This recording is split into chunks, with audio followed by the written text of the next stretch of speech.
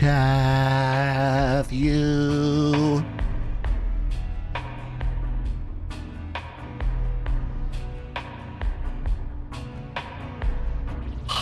Hi. Oh my goodness, it's chat. Hi chat. Hello. Good day to you. Hello everybody. Hi. Happy Wednesday. You're halfway through the week. You're more than halfway through the week now. Even if you're on the West Coast, it's after 12 noon. We're halfway through the week. Let's go. I'm gonna get caught up on Streamlabs here, and then we're gonna dive into it, chat. I was working on this thing until about 3:30 in the morning, and then I woke up in the morning and continued working on it until 5 minutes before I hit the going live button. I haven't had a chance to run through the script at all. I have no idea how long the stream is going to take. The WordPad document that I'm using says that I'm up to 53,888 characters. But there's a lot to cover, and I think you're gonna find it super interesting. So yeah. All right. I'm gonna get caught up first, and then I'll give you my little preamble into the stream, okay? Nancor, thank you for the 47 freaking months, my friend. Almost 4 years. Densey22 with the 5 months. Welcome back. Vidya Games with the 69 months. That's the sex number, dude. 69, nice. Araziel, thank you for the 57 months. Welcome back, Araziel. Hello, I'm awkward too. Thank you for the 29 months. Love you, Milty in chat. Ready to get probed. There's no probing going on in here. Just me probing your minds with interesting ideas, not physically. It's not a probing thing. Vibe higher. Thank you so much for the 22 months. I was about to take a nap. Never mind. Just wait. There's going to be some shit here that I think you're going to find interesting. Korgzilla, thank you for the 42 freaking months, my friend. Devros, 59 months. I hope aliens beam me up to probe this bussy. Stop. No bussy probing going on. Not my bussy, not your bussy, no one's bussy, okay? Yuppie. Thank you for the 55 months. 55 months of frickin' around. Can't wait to learn more about our new alien overlords and which of us will be used in the breeding program. Fingers crossed. The directions that today's stream is gonna take, you're gonna see and hear some shit the likes of which you've never seen and heard, okay? Lunar Allison, thank you for the 3 years. 3 years, Lunar. So glad to have a stream today to take my mind off the fires impacting my city right now. I hope all is well, Milton. Dude, I'm Canadian and I don't check the news, and even I have heard about the Palisade fires going on. If that is near you or any one of your family members or friends, I hope you stay safe. I am hoping for a swift resolution to those fires. That's fucking crazy. Terrifying pictures. Damn, nature's scary. Ryan XP, thank you for the 43 months of tier 3 support, dude. Tier 3, Ryan, for 43 months. I'm still here for some reason. Okay, motherfucker. Here I am saying something nice about you, and you're all gonna be getting all up in my shit. My fair lady, thank you for the 65 months. 65 months with my favorite streamer and chat. UFO stream, let's go. Let's do it, dude. The Craft, thank you for the 37 months. Milton is an alien construct designed to make everyone believe in them. Well, if I'm literally an alien construct, I mean, wouldn't I be serving my purpose? If my purpose is to make you believe in them, you know? Maybe you're not saying that fictitiously, though. Maybe you're just stating fact. Breezy Lou, thank you for the 4 years of support. Chat looking fine today. Don't flirt. You said they're looking fine today. Don't say they're looking fine. Easily Cheesy, thanks for the 15 months. Hi, Milty in chat. Sop dudes. I figured out Sop dude's name. You ready for it? You ready for Sop dude's full name? Okay, I had to write it down. I haven't quite memorized it yet. Sop dude's full name is Soppel Bergenhausen Dudenslagerfeld Krauserstein. And I'm gonna memorize it, and anytime he gets pulled over, you go, what, dude? You don't want to know my full name, dude. It's Soppel Bergenhausen Dudenslagerfeld Krauserstein, dude. I think I'm gonna make an alternate character named that looks just like him, and just so I can get the state ID, and then find a way to get the state ID over to Sopdud, so whenever he gets pulled over, they're like, what the fuck?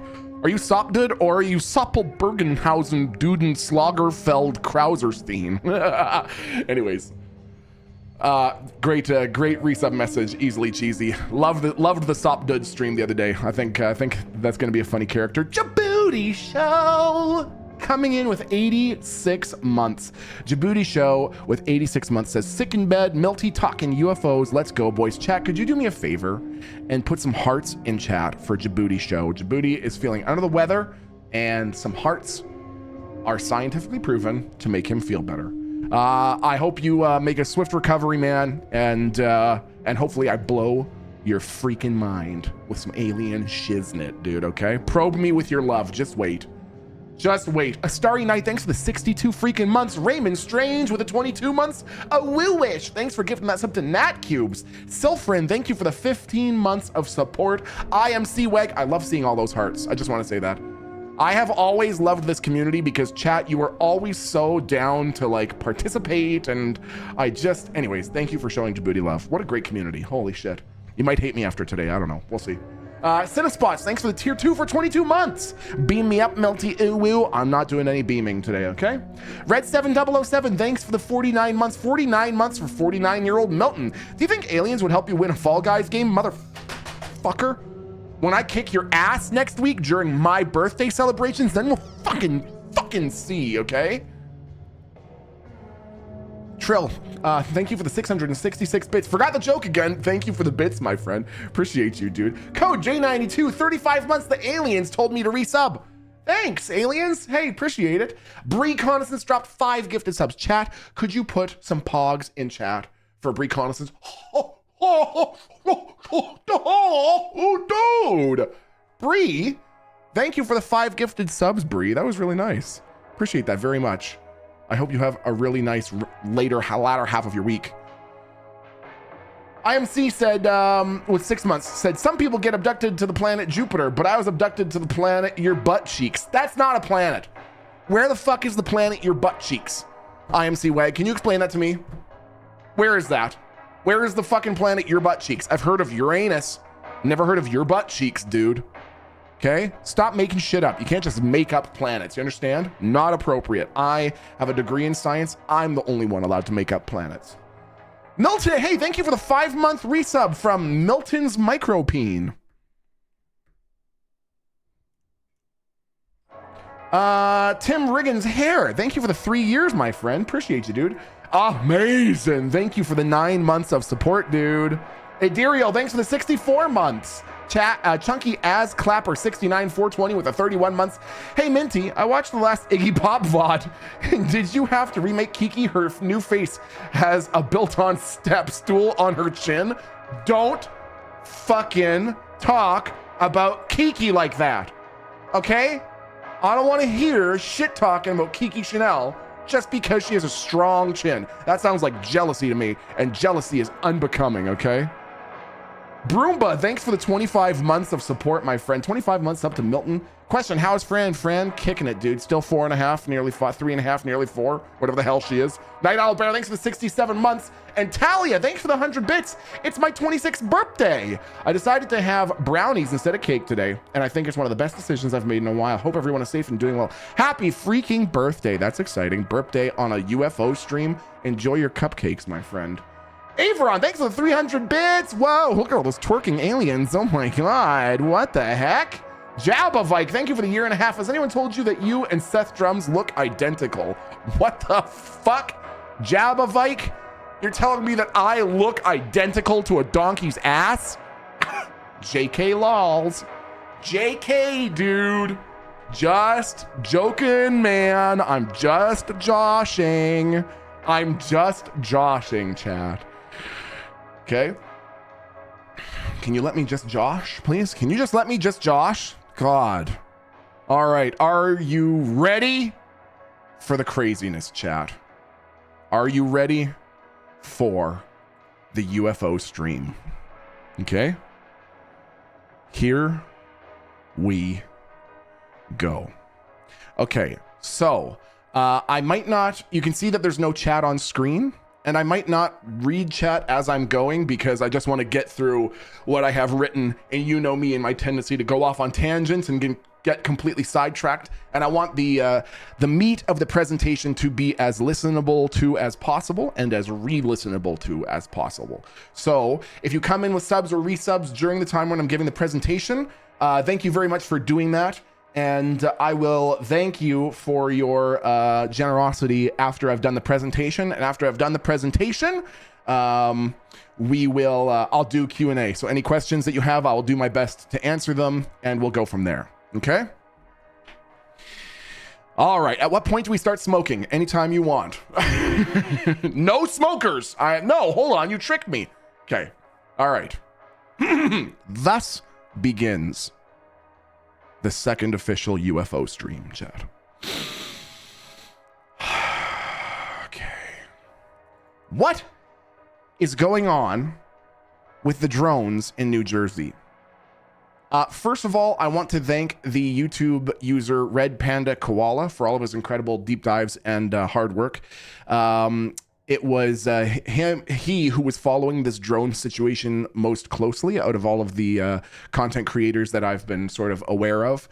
And all of his excellent work was an incredible resource for me, and I want to give credit where credit is due. So once again, a huge thank you to the YouTuber Red Panda Koala. And if you're looking for a channel where you can find, in my opinion, some of the best put together UFO video essays available right now, check out Red Panda Koala.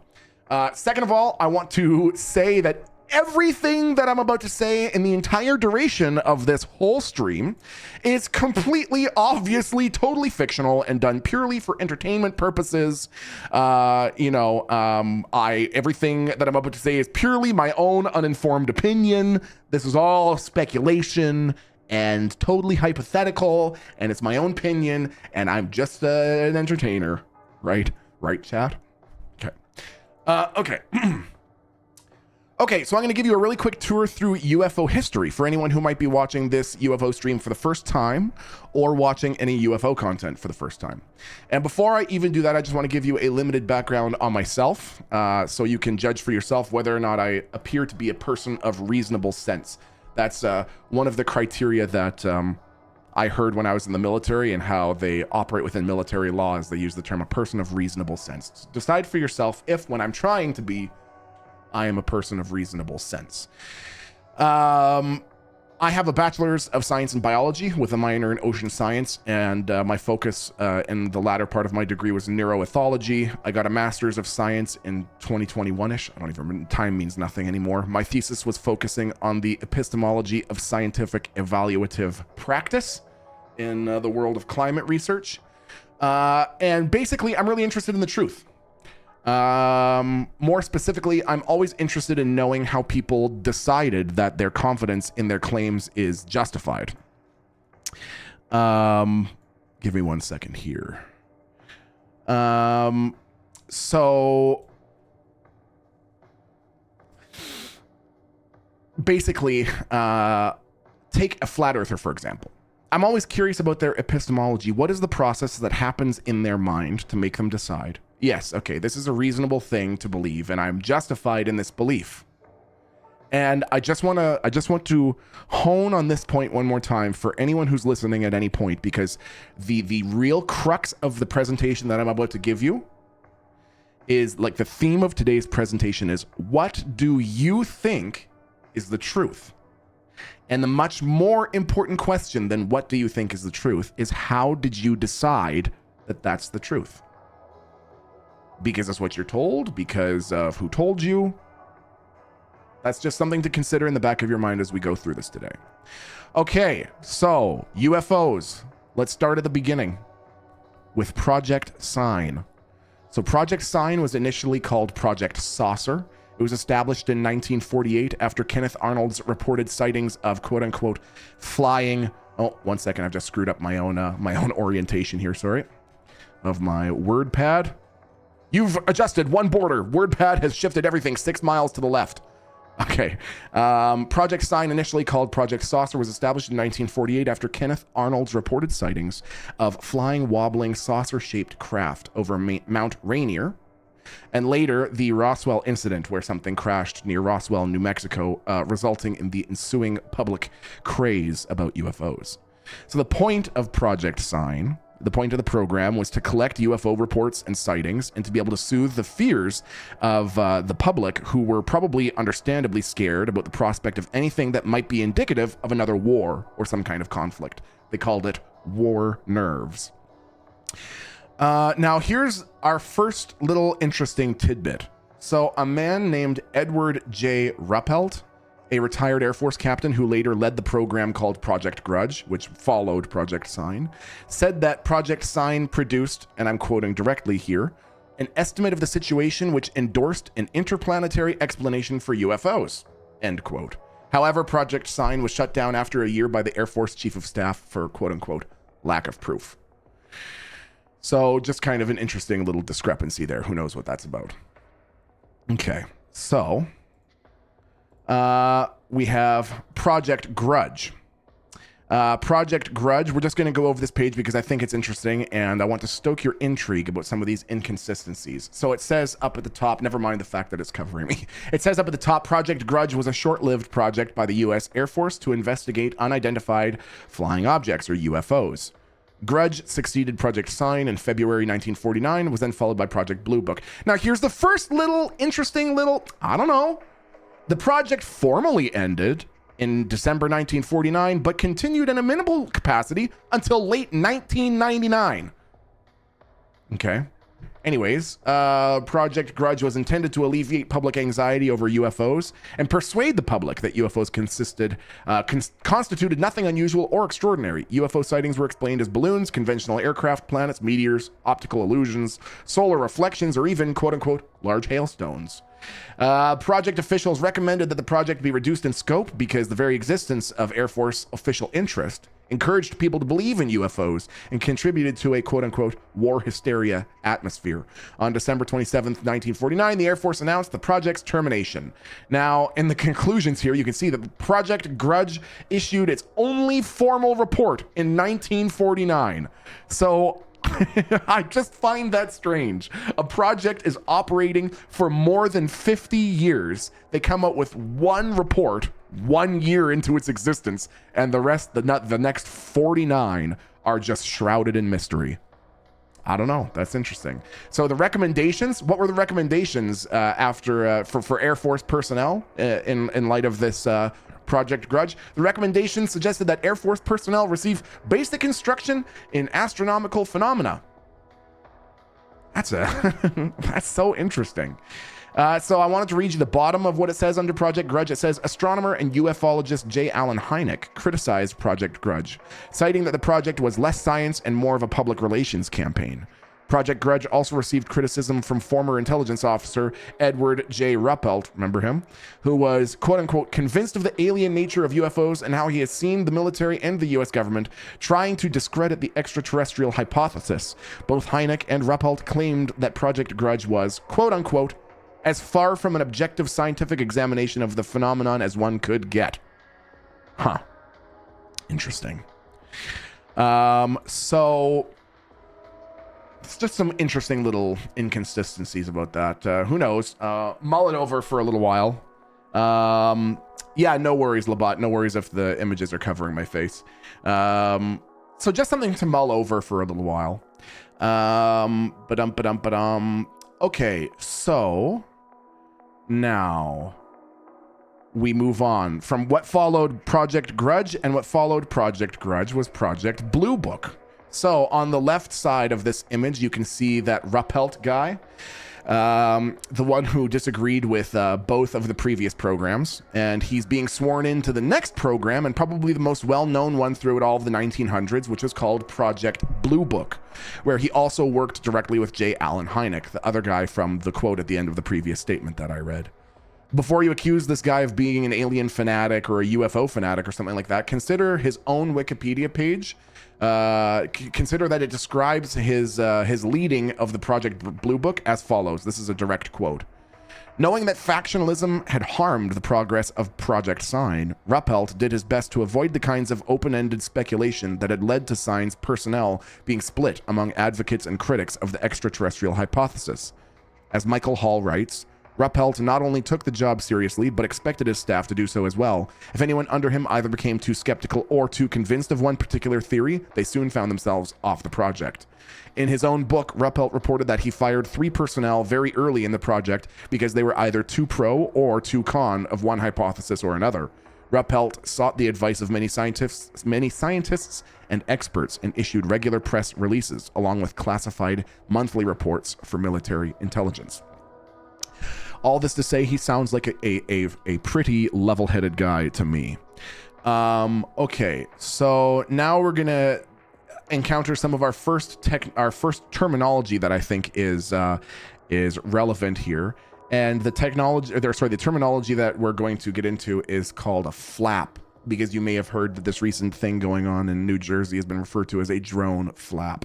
That's not just a random choice of words. That's terminology that's been used for a very long time, because in 1952, there was a very famous and widely witnessed mass UFO sighting that happened on 2 consecutive weekends during the summer of 1952 in Washington, leading to an incredible influx of reports to the Air Force. And they referred to this as the 1952 Washington flap, or 1952 Washington UFO flap.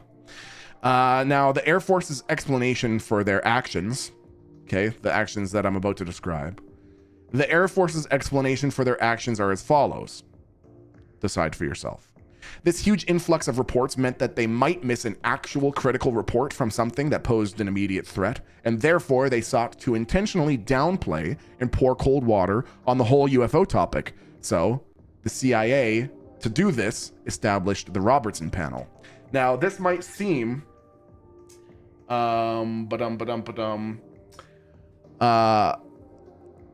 Now, just give me 1 second here.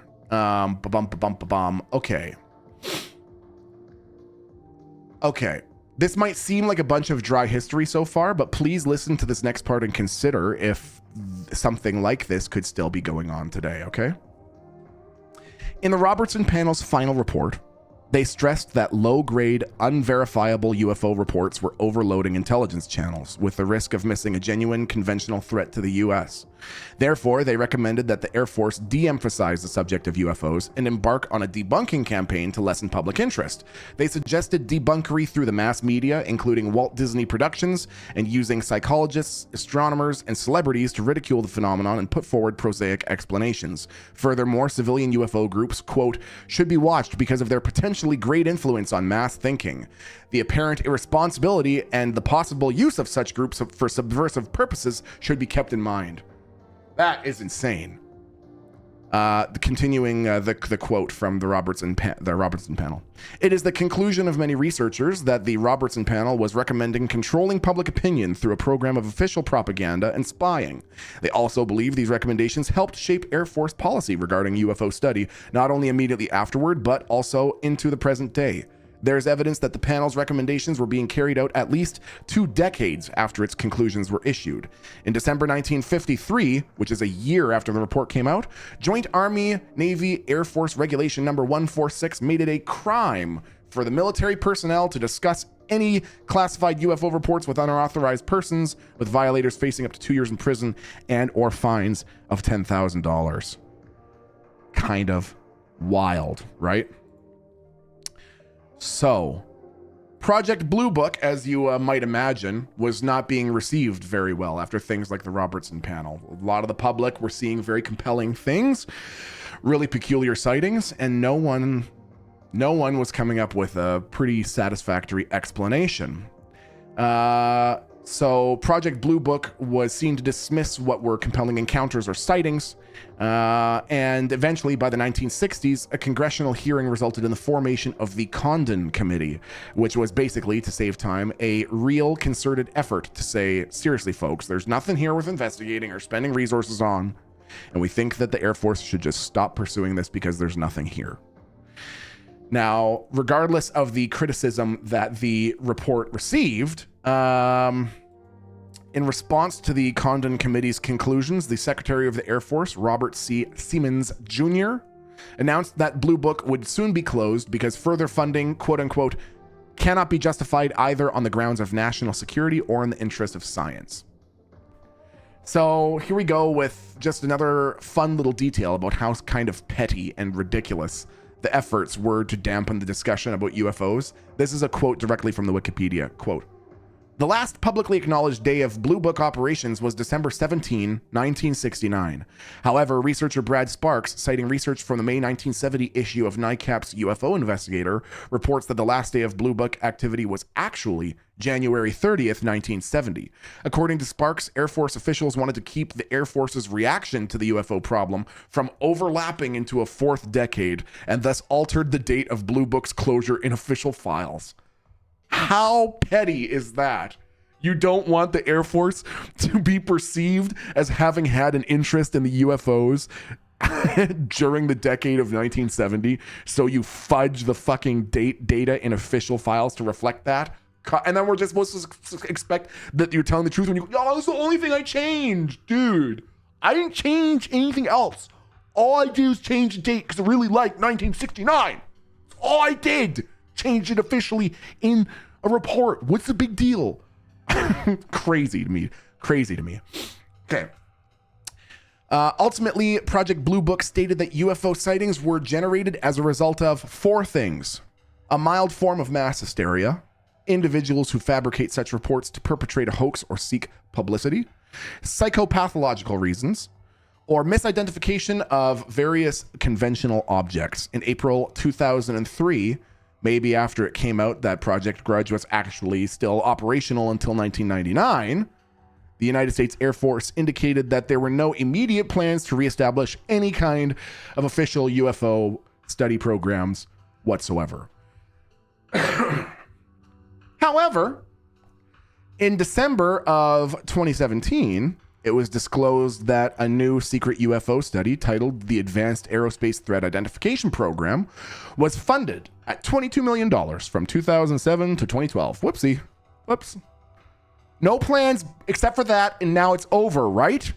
But then it came out that there was actually another follow-on program to that called the UAPTF, or Unexplained Aerial Phenomenon Task Force. Whoops.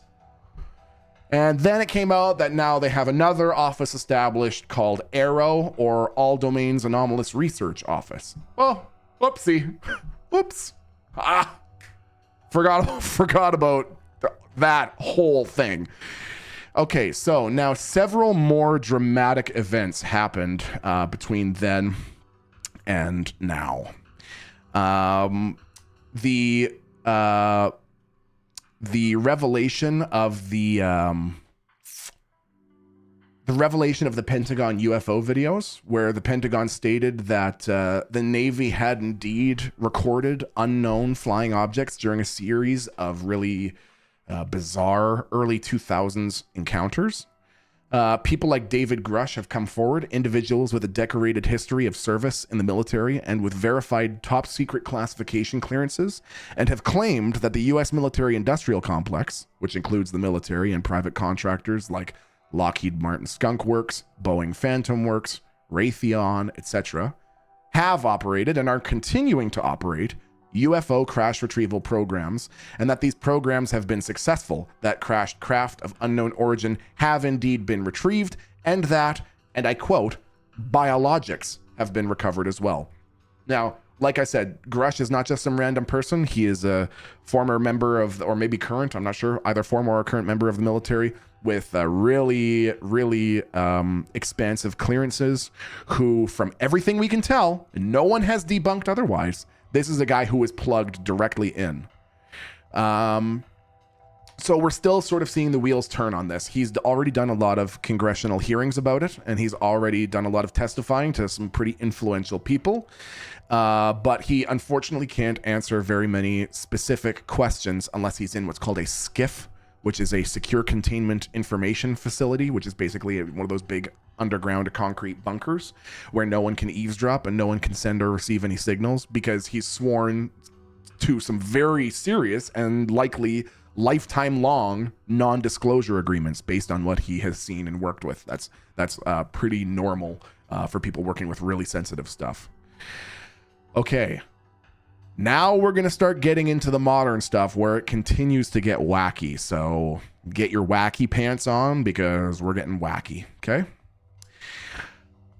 So you've probably heard about these drone sightings that have been going on, particularly over North America, And these sightings have started out all over New Jersey, then in New York, and also in areas of the UK, now in other states. And this screenshot that I have on the screen right now is from an NBC article posted on December 16th, which is almost a month ago. And by that point, there were already more than 5,000 drone sightings and more than 100 warranted review. Now, the thing that I couldn't shake was that so many of the drone sightings seemed like something that could be built by a military or even a private contractor. But then, what the hell are they doing? What the hell are they doing? What are they doing in those drones? Without even needing to consider anything out there or anything exotic, let's just first operate with the assumption that it's definitely all human-made craft. What the hell are they doing? And why has the information that the public has received been so confusing, disjointed, and kind of nonsensical? Now we're going to get into some of the stuff that's a little crazy, okay? So one of the things that I wanted to know, had drones or UFOs ever been considered before for some kind of use in PSYOP? For anyone who is not familiar with the term PSYOP, it's basically a reference to a psychological operation. Remember when I was mentioning before how some of those projects in the 40s recommended a course of using psychologists and astronomers and Walt Disney to downplay this? That could be considered a PSYOP. So I wanted to know, how could UFOs themselves be used as some sort of PSYOP? And, well, we already know for sure. That the military-industrial complex has been A-OK with using PSYOPs. So this is a page about Operation Northwoods. I'm just going to read some of it to you.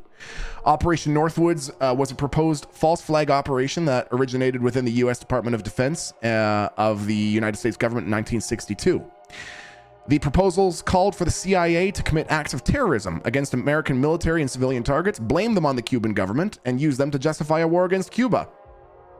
The possibilities detailed included remote control of civilian aircraft, which would be secretly repainted as U.S. Air Force planes, a fabricated shoot-down of a U.S. Air Force fighter aircraft, the possible assassination of Cuban immigrants, sinking boats of Cuban refugees on the high seas, blowing up a U.S. ship, and orchestrating terrorism in U.S. cities.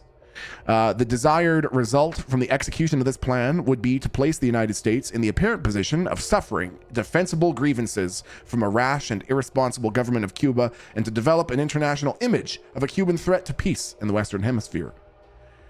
Several other proposals included real or simulated actions against various U.S. military and civilian targets. The operation recommended developing a communist Cuban terror campaign in the Miami area, in other Florida cities, and even in Washington, which involved the bombing of civilian targets, which was to be blamed on the Cuban government, to paint a false flag image of Fidel Castro and misinform the American public. The plan was drafted by the Joint Chiefs of Staff, signed by Chairman Lyman Lemnitzer, and sent to the Secretary of Defense. Now, who is it that is A-OK with PSYOPs that involve the litany of options that I just listed? It is the Joint Chiefs of Staff. So the Joint Chiefs of Staff is the body of the most senior and uniformed leaders within the United States Department of Defense, which advises the President of the United States, the Secretary of Defense, the Homeland Security Council, and the National Security Council on military matters. The chiefs, it includes the chiefs of the Army, Marine Corps, Navy, Air Force, Space Force, and the chief of the National Guard Bureau. Now I want to reemphasize, this is the group who recommended Operation Northwoods. It was shot down. It was, that's what a term to use. It was turned down. It was rescinded. It was denied. It was blocked by President Kennedy. And a lot of people think that Kennedy might be the only reason this didn't get carried out. It's crazy that it went through all those channels, including the Joint chiefs of staff, and it was the president who said, no, let's not do that. So you have to ask yourself something. Are you absolutely 100% certain that the Joint Chiefs of Staff or the military industrial complex in general aren't still up to some kind of similar scheming these days? Let's not even say certain. Let's just say confident. Are you confident that the Pentagon, the Defense Department, and the military industrial complex aren't up to the same old wily ways these days? And now here's the most important question. Why are you confident? Because of what they tell you? Because of what their spokespeople tell you? So, do we have evidence that the Pentagon, the Defense Department, and or the military industrial complex are still intentionally and directly deceiving the American public? Yep. Let's take a look. The Advanced Aerospace Threat Identification Program. ATIP was an unclassified but unpublicized investigatory effort funded by the United States government to study UFOs, or unexplained aerial phenomena, UAP. The program was first made public on December 16th, 2017. The program began in 2007 with funding of $22 million over the 5 years until the available appropriations were ended in 2012. The program began in the U.S. Defense Intelligence Agency. According to the Department of Defense, the ATIP ended in 2012 after 5 years. However, reporting suggested that the U.S. government's programs to investigate UFOs continued. Yep. This was confirmed in June 2020 with the acknowledgement of a similar military program, the unclassified but previously unreported Unidentified Aerial Phenomenon Task Force. Whoops. Origins. Initiated by then Senate Majority Leader Harry Reid as the Advanced Aerospace Weapons Systems Applications Program, OSAP, to study unexplained aerial phenomena at the urging of Reid's friend, Nevada billionaire and governmental contractor Robert Bigelow, and with support from the late Senators Ted Stevens from Alaska and Daniel Inouye from Hawaii. The program began at the DIA in 2007 and was budgeted $22 million over its 5 years of operation. The United States Air Force facility known as Area 51 is located in Reid's home state of Nevada. In the 1970s, after revived interest in the 1947 Roswell incident, Area 51 was rumored by ufologists and conspiracy theorists to be the U.S. government's storage location for the crashed alien craft for study. I just think that last part's just such an interesting little tidbit. One of the things that I would like to draw your attention to as we're going through this, because this is not even that conspiratorial. It is pretty settled that the people operating Wikipedia, and I don't even know necessarily that I can say that this is such a bad thing in general, are very, very reductionist, materialist, and anti-fringe. They don't want to talk about anything that's on the boundaries. They don't want to talk about anything that's on like the borders of weird stuff. They're not interested. And so you'll see as we're going through, in my opinion, someone or some kind of effort to kind of let's just put a damper on it a little bit. So I just like that. ATIP was a totally real thing, a totally real program. And just that right here in the history, they include that. Now, there's something kind of interesting about this, about the origins of ATIP and about this entire page. They're kind of missing someone relatively important. And that is a man named Luis Elizondo, who was the head of ATIP. Why does it not say anything about Luis Elizondo on the page for ATIP? Kind of strange, right? Well, first, we see Pentagon spokesperson Sue Goff, who said that, quote, Elizondo had no responsibilities within the Advanced Aerospace Threat Identification Program while he was assigned to the Office of the Undersecretary of Defense for Intelligence and Security. No responsibilities in ATIP. Kind of weird.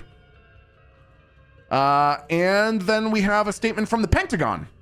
In June 2019, Pentagon spokesperson Christopher Sherwood confirmed that ATIP, quote, did pursue research and investigation into unidentified aerial phenomenon, and added to the Intercept that Elizondo, quote, had no responsibilities with regard to the ATIP program while he worked in OUSDI up until the time that he resigned.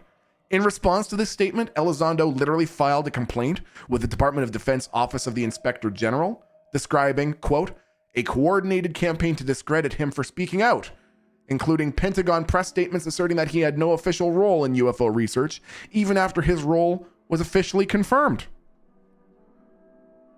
Kind of strange. Well, who do we believe? Wikipedia doesn't talk much about Lou. The Pentagon seems pretty determined to say that Lou never had anything to do with anything. Oh, but then, literally the same year of his death, Senate Majority Leader Harry Reid, the person who secured the $22 million of funding for ATIP, personally penned a letter in response on April 26, 2021 that reads as follows: "To whom it may concern. As the United States Senate Majority Leader, I worked with Republican Senator Ted Stevens of Alaska and Democratic Senator Dan Inouye of Hawaii to secure $22 million of funding for what would become known as the Advanced Aerospace Threat Identification Program, ATIP, an unclassified but unpublicized investigatory effort dedicated to studying unidentified aerial phenomena. As one of the original sponsors of ATIP, I can state as a matter of record Lou Elizondo's involvement and leadership in this program.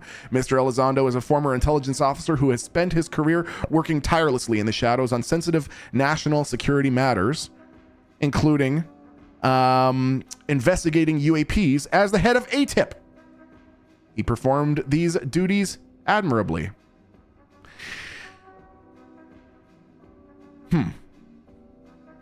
So once again, kind of some interesting inconsistencies, right?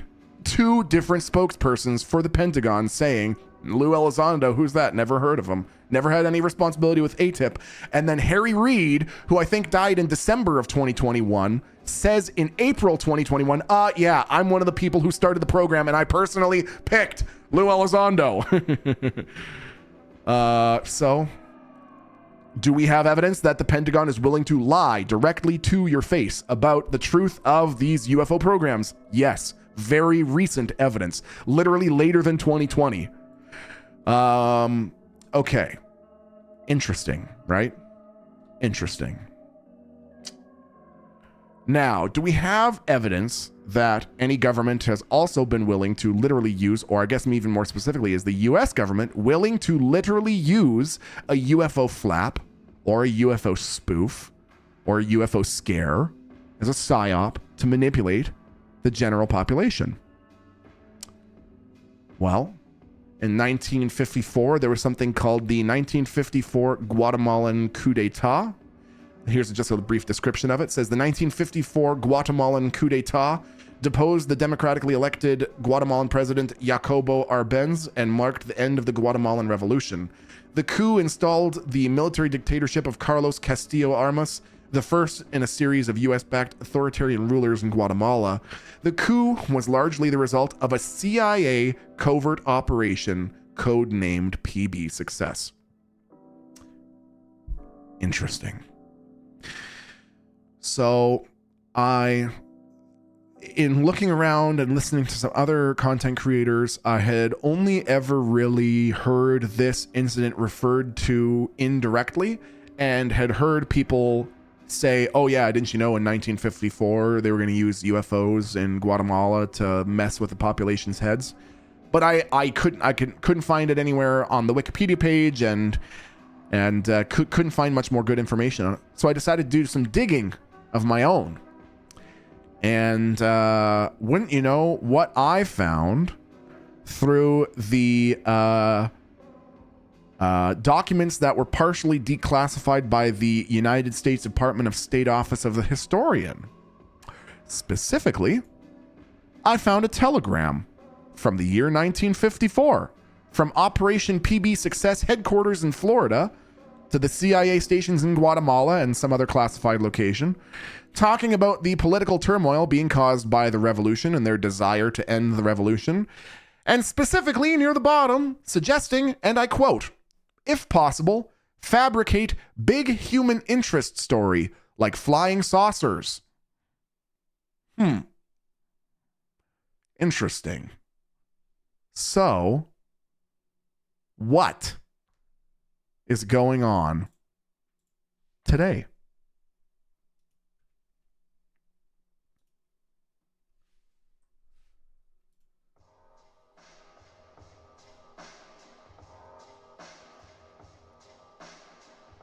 So from a KTLA 5 news broadcast on November 30th, 2024, a man living in Brentwood was arrested at the San Francisco International Airport while trying to board a flight to China.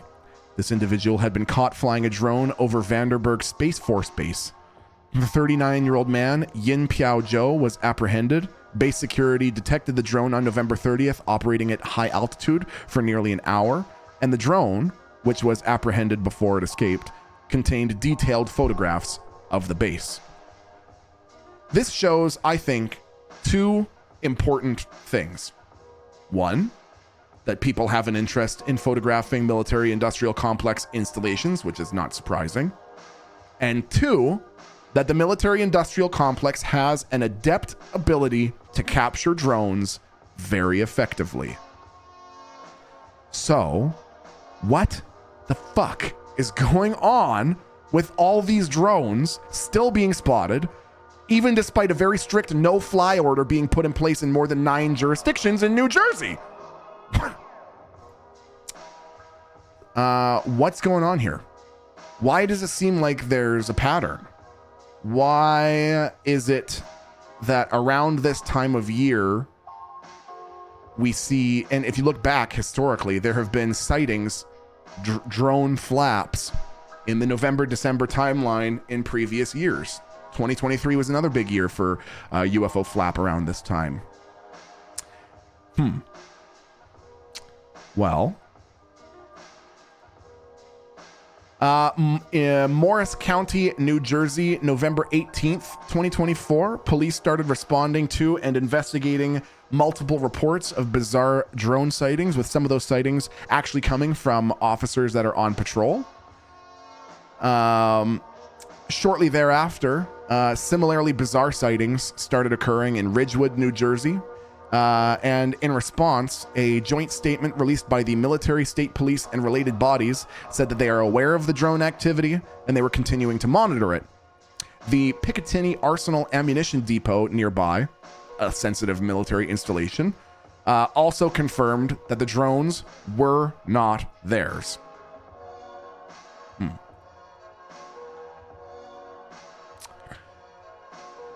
These drones started appearing in large numbers and sometimes in large coordinated patterns, like large V's flying through the sky, slowly moving across the sky. And in some circumstances, they've actually started interfering with other important operations, like a medevac that was sent to pick up a car accident victim, but ended up being grounded due to these mystery drones that would not leave the area.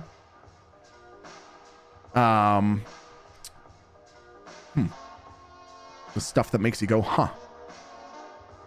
So Chuck DeVore is a retired Army lieutenant colonel and now politician.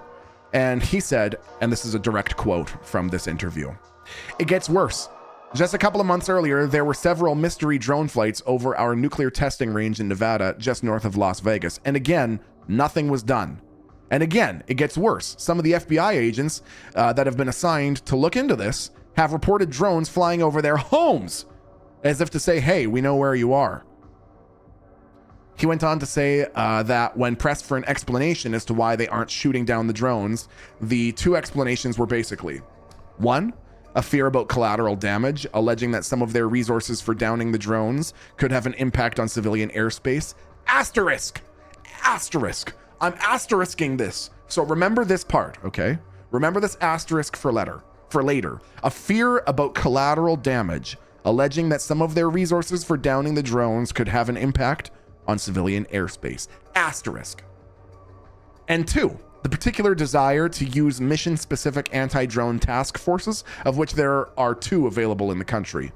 So once again, when asked why they're not shooting these down, basically he said, well, some of our options would obliterate them and potentially civilian airspace, and we really want to use this new anti-drone group that we've got.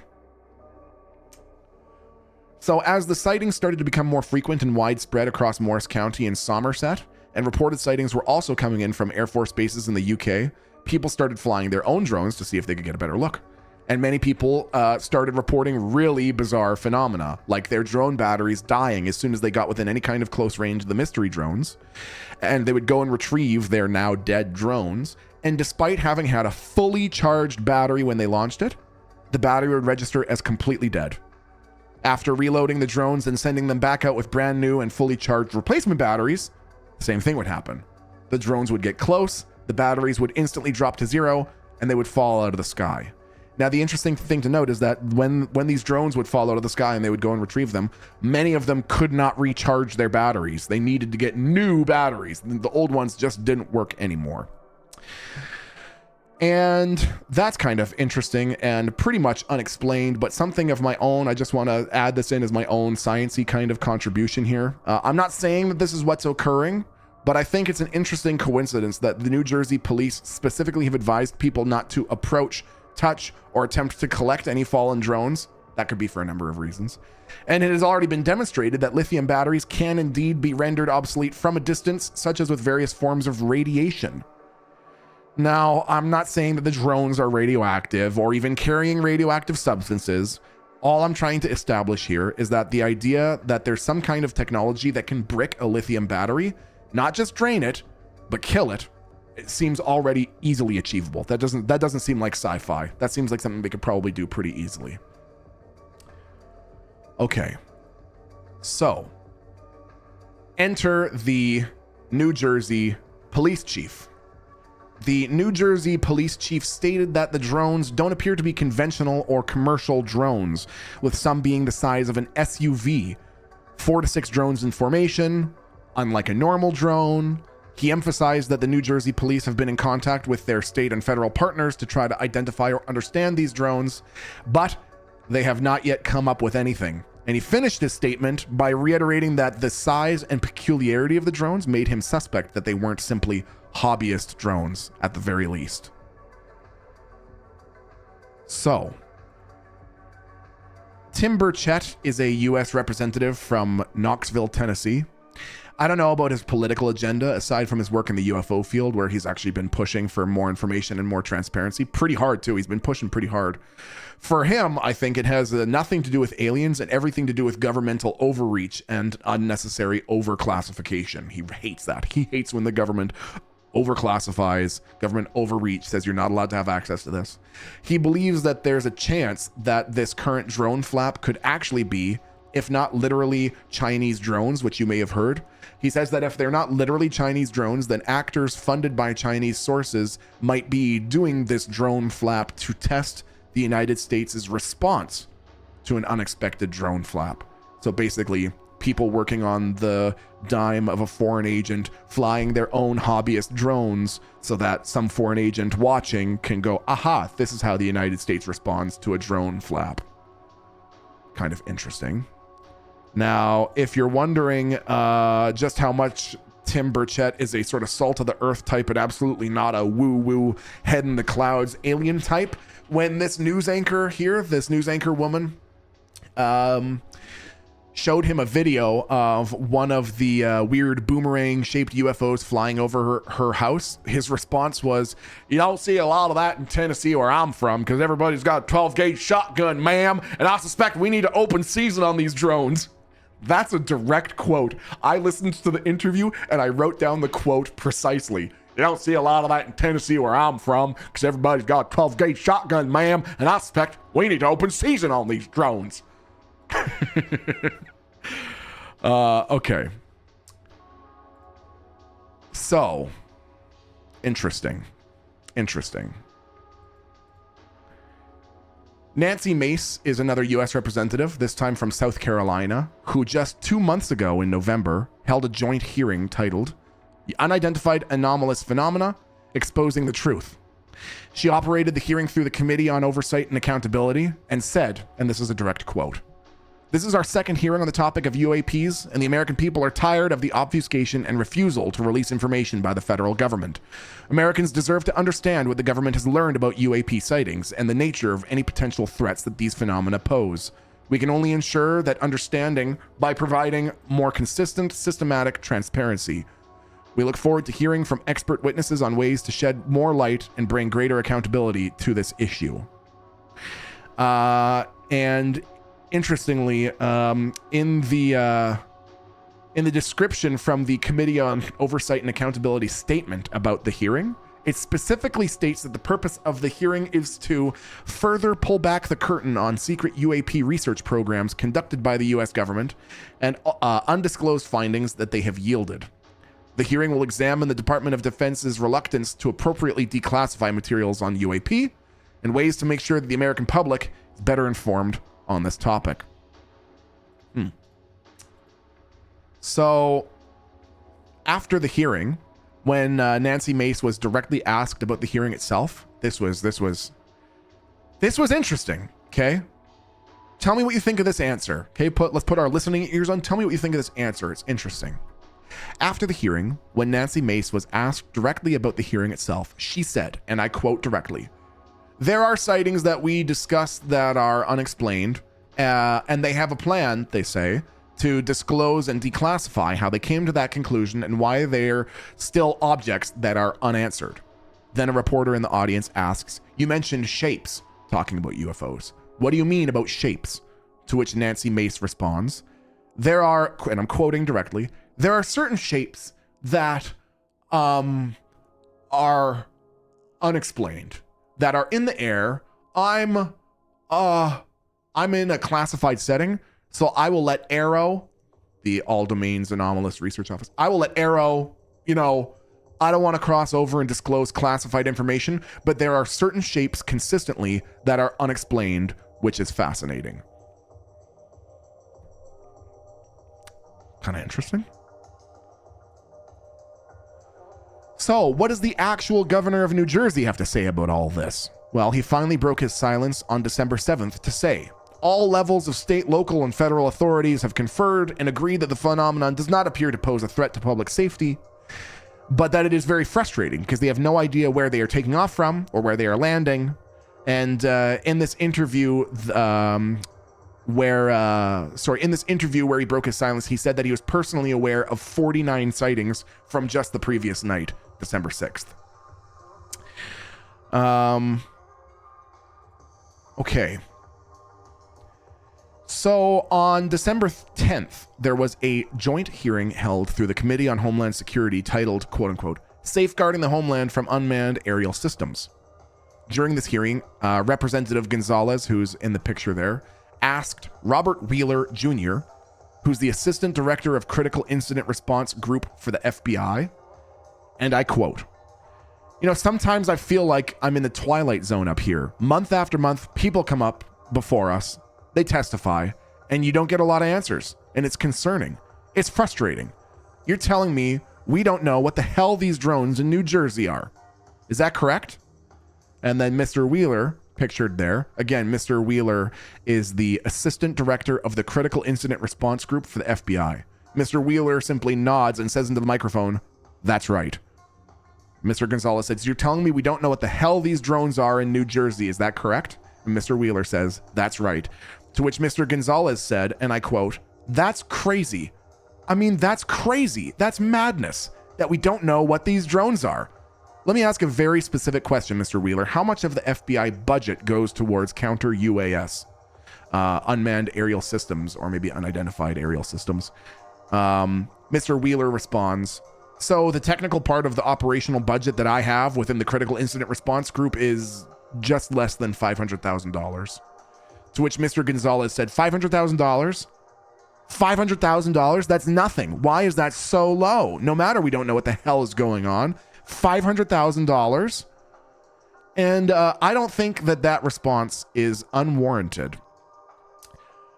I think it's relevant now to talk about just how much money the military-industrial complex actually gets and where could this money come from. So in July of 2000, the Assistant Inspector General Robert J. Lieberman testified on the Department of Defense Financial Management. And right here on page 9 of that report, you can see that for the auditing done to financial year 1999 for the Department of Defense, it indicated $2.3 trillion were unaccounted for. That is 2.3 thousand billion dollars. I meant to put my receipt in the receipt thing and I forgot. And there are clips that you might see that are of hearings in like the early 2000s. I think Donald Rumsfeld in one of them basically says like, there's $1.5 trillion missing from the budget. Where did it go? Where is it? And everyone just kind of goes, well, I don't know, that's crazy. Oh, dude, what happened to it? Whoa, who knows? So already there's huge, mind-blowing amounts of money that just go totally unaccounted for. Now, well, just from what the US admits, they spend upwards of $50 billion a year on the black budget, which is used to investigate all kinds of fun stuff without any congressional oversight of any kind. So here it says, a black budget or covert appropriation is a government budget that is allocated for classified or other secret operations of a state. The black budget is an account of expenses and spending related to military research and covert operations. The black budget is mostly classified because of security reasons. In the United States, it has been estimated to be over $50 billion a year, taking up to 7% of the $700 billion a year military budget. In the United States, the black budget has been known to hide multiple types of projects from elected officials. With secret code names and hidden figures, the details of the black budget are revealed only to certain people of Congress, if at all. This budget was approved by the U.S. National Security Act of 1947. I wonder if something else happened in 1947. Kind of slipping my mind right now. Which created the CIA, the National Security Council, and reorganized some military bases with the help of the Defense Department. The U.S. government claims that the money given to this budget investigates advanced sciences and technologies for military uses. This kind of research is responsible for the creation of new aircraft, weapons, and satellites. And then at the very bottom there, it's saying that, I think I saw that for 2024, they're requesting $84 billion for the black budget. So, toward the end of watching the Homeland Security, well, let me just back up a minute here, just to talk about the black budget again for a second. To give you some perspective, when Mr. Wheeler there from the FBI says that their budget for critical incident response, that the FBI's budget for critical incident response with UAPs is $500,000. That is less than 0.00001% of the annual budget. How small is that?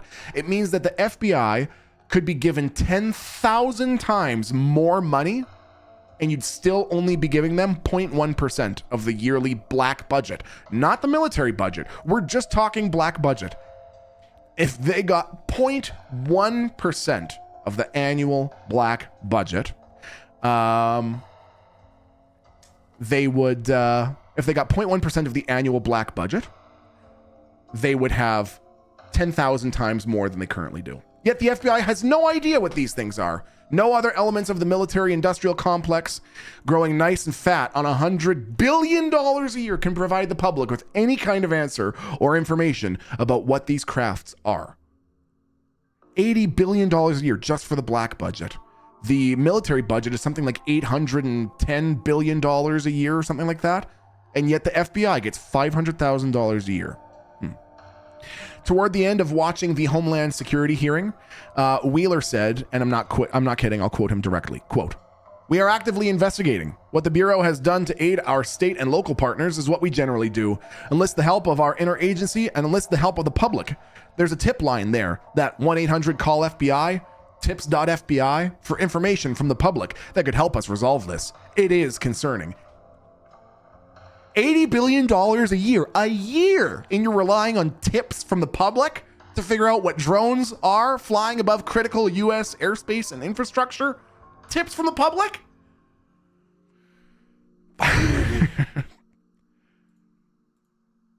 New Jersey State Assemblyman Brian Bergen gave a brief interview after attending a briefing on Wednesday, 11th of December, 2024.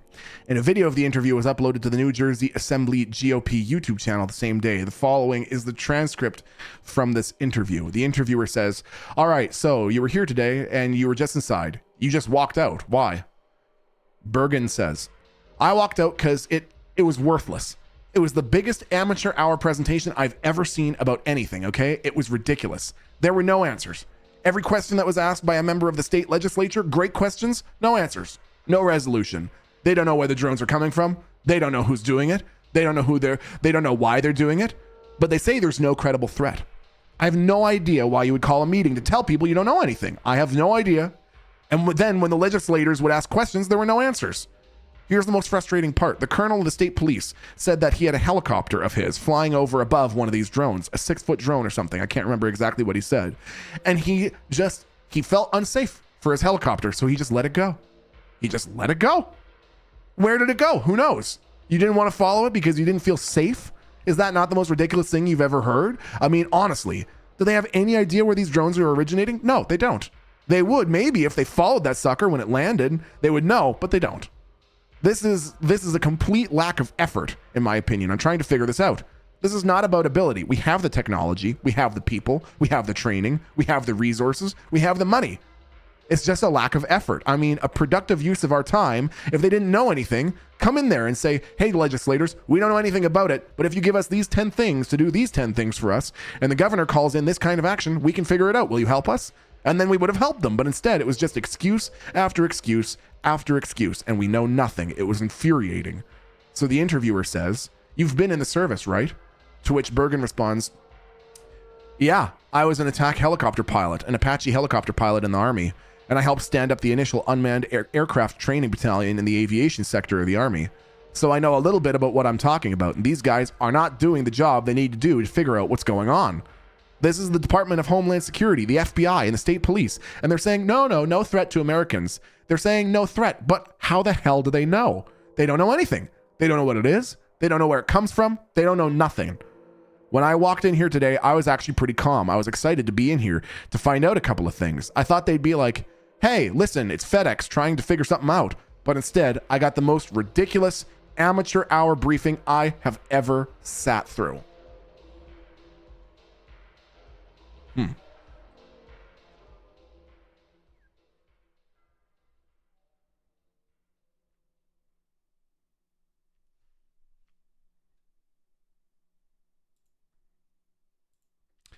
Just recently, 37-year-old Matt Livelsberger's body was found inside a Tesla Cybertruck, which had exploded outside of the Trump Hotel in Las Vegas, Nevada.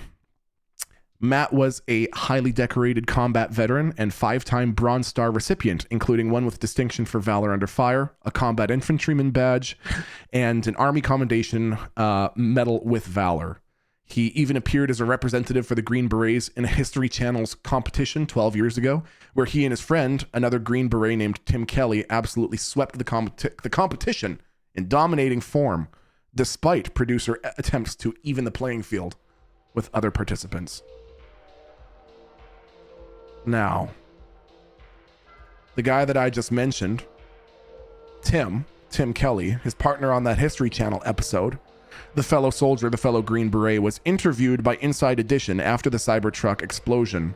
And he said, and I'm quoting from his interview here, I heard Matt Berg and I saw an older photo of him and I was like, oh no, dude, I know that guy. And then it just tore my heart out because he was a really great Green Beret. He was charming, he was talented, he was personable, he was kind. He was all of the things that you'd expect from a Green Beret. It just categorically does not make sense. From everything that I heard, he was universally valued by his team, by his peers. I don't understand. It doesn't make sense. And it is just horrifically heartbreaking.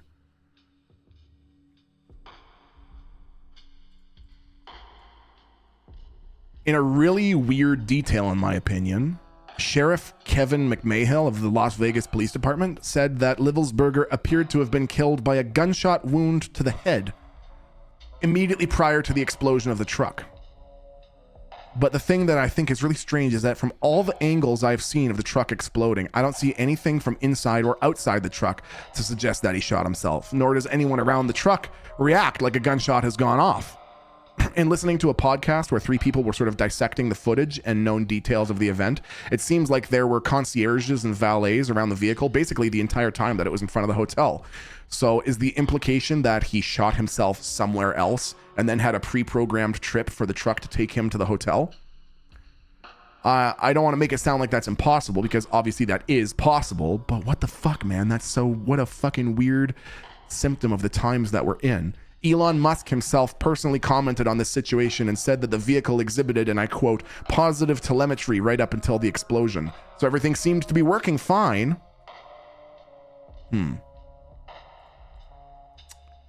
Here is a photo of Matt's military ID, which was really fortunately recovered in very good condition from the Cybertruck fire. As you can see, it says it's valid until 2027, has his full name, says he's in the Army. And here's a photo of his passport, which was really fortunately recovered in pretty pristine condition from the Cybertruck fire, including pretty much every single important line of data. So, I mean, with all this excellently preserved data, I mean, we can certainly positively identify the body, right? Definitely. Nope. According to the Las Vegas sheriff, the body was, quote, burnt beyond recognition so badly that they can't even positively identify it, not even with dental records. But thank goodness that military ID and passport survived in such good condition. That's a relief. Now, the Las Vegas sheriff also noted that the weapon that you're seeing here, which is a .50 caliber Desert Eagle handgun, was found in the truck. Now, let me just tell you, if they're trying to pass off that gun as the one that he used to kill himself, that makes even less sense, because that basically would have turned his head into yogurt, and they would not be finding a bullet wound. And probably every single person in the entire hotel would have heard the gunshot. To give you some idea for reference, I just took this screenshot. I paused a video titled 50 caliber AE Desert Eagle versus watermelons, and I just paused it at a frame. So I hope that sort of underlines my point if they're trying to pass this off as that's the gun that he shot himself with and they found a bullet hole. Now, either way, when they asked the sheriff about these sorts of weird little inconsistencies or any alternate theories, the sheriff said that he was labeling it a suicide and not pursuing any other explanation. But then, now this is why I'm including this. Some of you might be thinking, why is Milton even including the Cybertruck thing in this whole talk, in this whole stream? Well, it's for a very particular reason. In an email sent to Sean Ryan, who's a moderately well-known media figure, Livelsberger sent the following one-page manifesto right before carrying out his act. This email has been verified to a high certainty by the FBI, who've said so in a public statement, and the manifesto reads as follows. In case I do not make it to my decision point or on to the Mexico border, I'm sending this now. Please do not release this until 1 Jan and keep my identity private until then. First off, I am not under duress or hostile influence or control. My first car was a 2006 black Ford Mustang V6 for verification. What we have been seeing with drones is the operational use of gravitic propulsion systems powered aircraft by most recently China and the East Coast, but throughout history, the US. Only we in China have this capability. Our operations center location for this activity is in the box below. China has been launching them from the Atlantic from submarines for a few years, but this activity has recently picked up. As of now, it is just a show of force, and they are using it similar to how they use the balloon for SIGINT, or signals intelligence, and ISR, I'm not sure what that is, which are also part of the integrated comms system. There are dozens of those balloons in the air at any given time. The so what is because of the speed and stealth of these unmanned aircraft. They are the most dangerous threat to national security that has ever existed. They basically have an unlimited payload capacity and can park it over the White House if they wanted. It is checkmate. The United States government needs to give the history of this, how we are employing it and weaponizing it, how China is employing them, and what the way forward is. China is poised to attack anywhere in the East Coast. I've been followed for over a week now, from likely Homeland or FBI, and they are looking to move on me. They're unlikely going to let me to cross into Mexico, but won't, because they know that I am armed and I have a massive VBIED, which is Vehicle-Borne Improvised Explosive Device. I've been trying to maintain a very visible profile and have kept my phone, and they are definitely digitally tracking me. I have knowledge of this program and also war crimes that were covered up during the airstrikes. And then basically details a number of alleged war crimes, and then links people's names who would be in the know about these incidents that he is referring to. And then he finishes the note by saying, "You need to elevate this to the media so we avoid a world war, because this is a mutually assured destruction situation.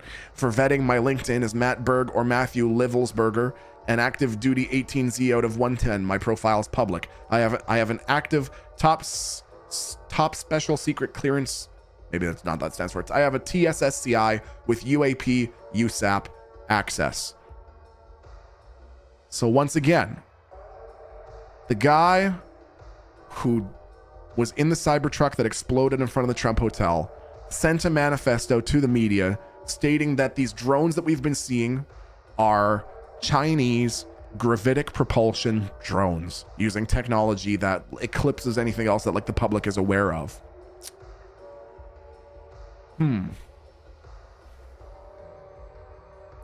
So he claims that this is what the drones are. He also seems like a pretty solid Green Beret with an exceptional service record and the personal attestations of friends who said that he had his head screwed on, right?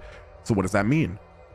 How seriously should we take his claims? Well, no matter what, we should take his claims seriously, but how confident should we be that his claims are true? Well, this is Paul Benowitz.